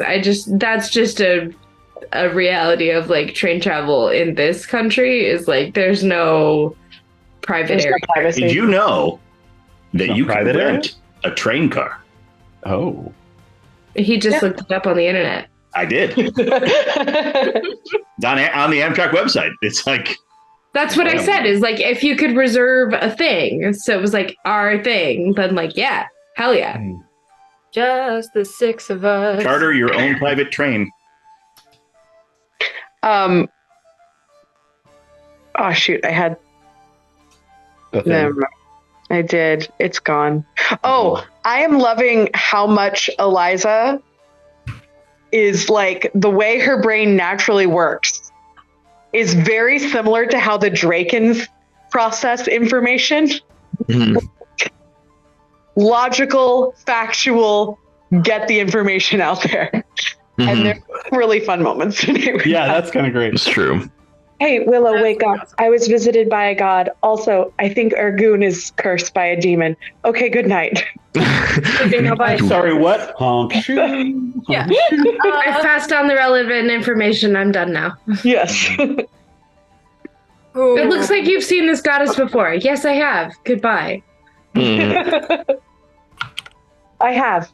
Uh-huh. What do I do with this? Oh, it's all slimy. I love Or, you. I'm gonna go to bed. I have to get up early. Yeah. Yeah, I need It's to time. have dinner, actually. That'd be also be good. Oh. I made some hummus, and I have some pita, so I think that's going to be dinner. That sounds Very delicious. good. Oh my God! You can rent this Uh-oh, Tioga Brian. Pass thing. Your And microphone just fuzzed out. No, the train comes with a lounge, a dining room with a table for gaming, 2 bedrooms, a kitchen, various couches, and a lounge. that could be Wow. fun. Wow. I think everybody else can hear me, John, just not you. Uh-oh. John. Wonder how much it is. Oh, there it is. Oh, I don't know. you sound very distant, John. Did somebody talk? Hey. Hello, hello. Hello. Hello. John. No. 1, 2, 3, 4, 5. Oh, it's cracking. There we Nothing. go. Oh, there we go. It's got bedrooms and I thought Hey. my very old speakers that are still really good finally gave up the ghost, but it turns out my feet were just on the power cable and unplugged it, Ooh, which also happens now and then. I see. All right. So wait, what did Brian say? Good night, Oh, so, friends. This LA rental thing, Love y'all. Good night. Good night, bye. they have one car that you can rent, John, that has it has a dining room that seats 8, 2 bedrooms, a lounge, 2 cabins with bunk beds, and a kitchen. And you can rent the whole car. I have no idea how much it is. Here, look, I'll put a link in the chat thing here.